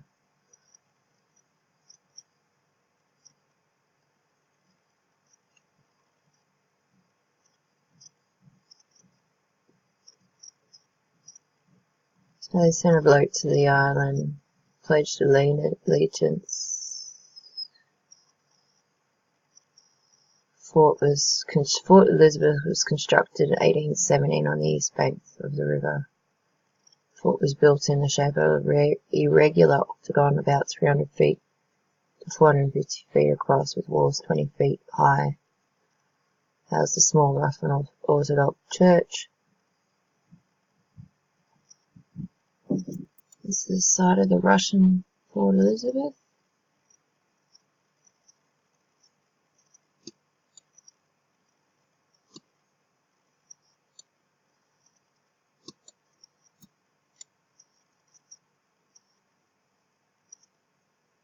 '96 historic site. 96 historic site, also known as Old 96 and Star Fort, is a United States historical site located about 60 miles south of Greenville, South Carolina. The historic site was listed as a National Register in 1965-9, declared as a landmark to preserve the original site.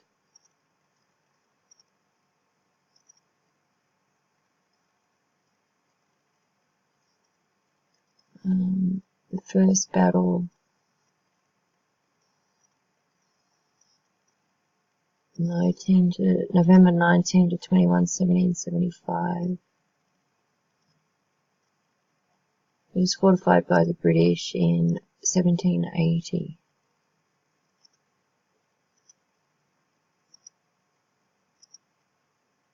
This is the site here, where it was. It's supposed to be a Star Fort here somewhere in these trees.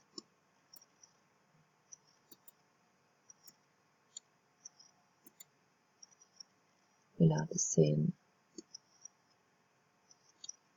It's under the trees somewhere in the Star Fort. Here we got Fort Jackson. It's had a moat at one stage. It's just overgrown. It doesn't look like it's had any attention given to it.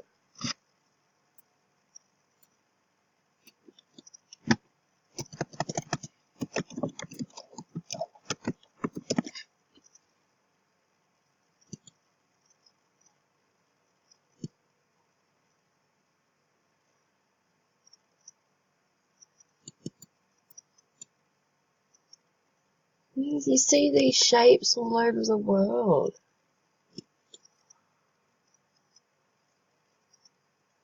And just directly opposite to where we just were, it looks as if there's other,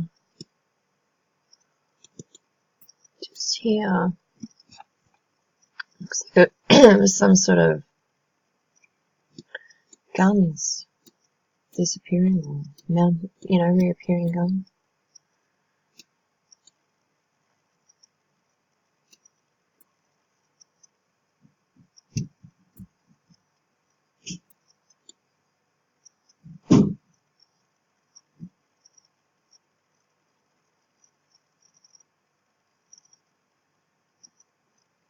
It definitely look like, gun placements there. And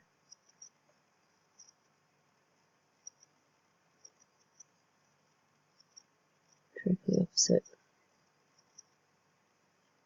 I was right, it's called Fort St. Philip. I just found out right now what it's called. So it's called Fort St. Philip. So I was right, it is something there.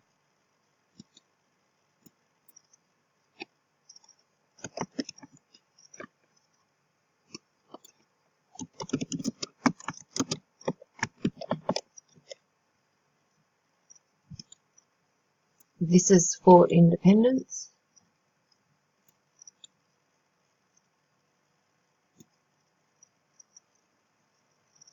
A lot of these forts, you have to find them state by state. It's just not a list on Wikipedia by, like, there is a list by bastions and star forts by country, but a lot of them aren't even included. Here we got Fort Standish.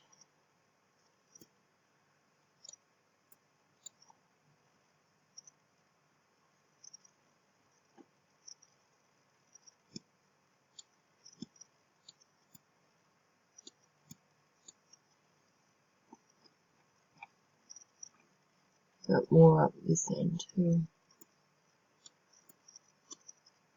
More there.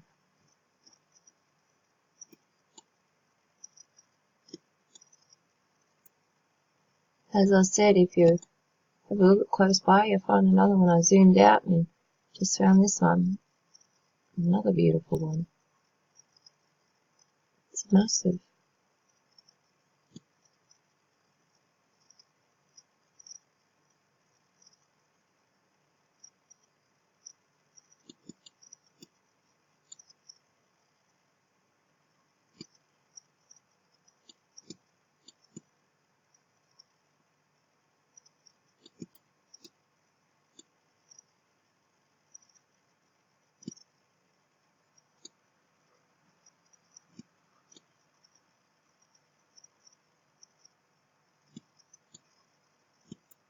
Don't even know that one name, I just come across it.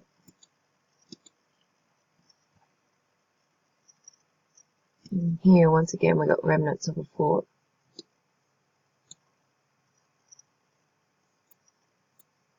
We've got a lighthouse here.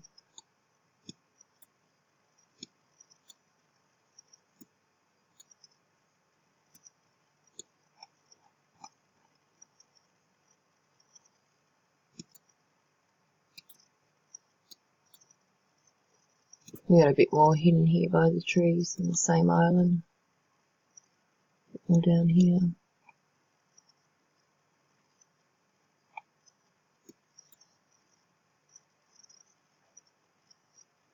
We got another one here.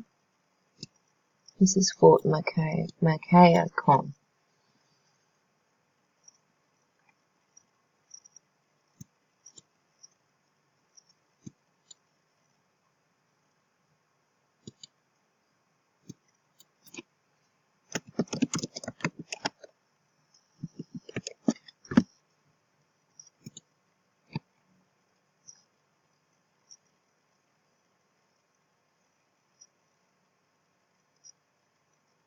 So these are just some of the forts of the United States. I'll have to do another video to cover the rest. There's literally hundreds and hundreds in the United States.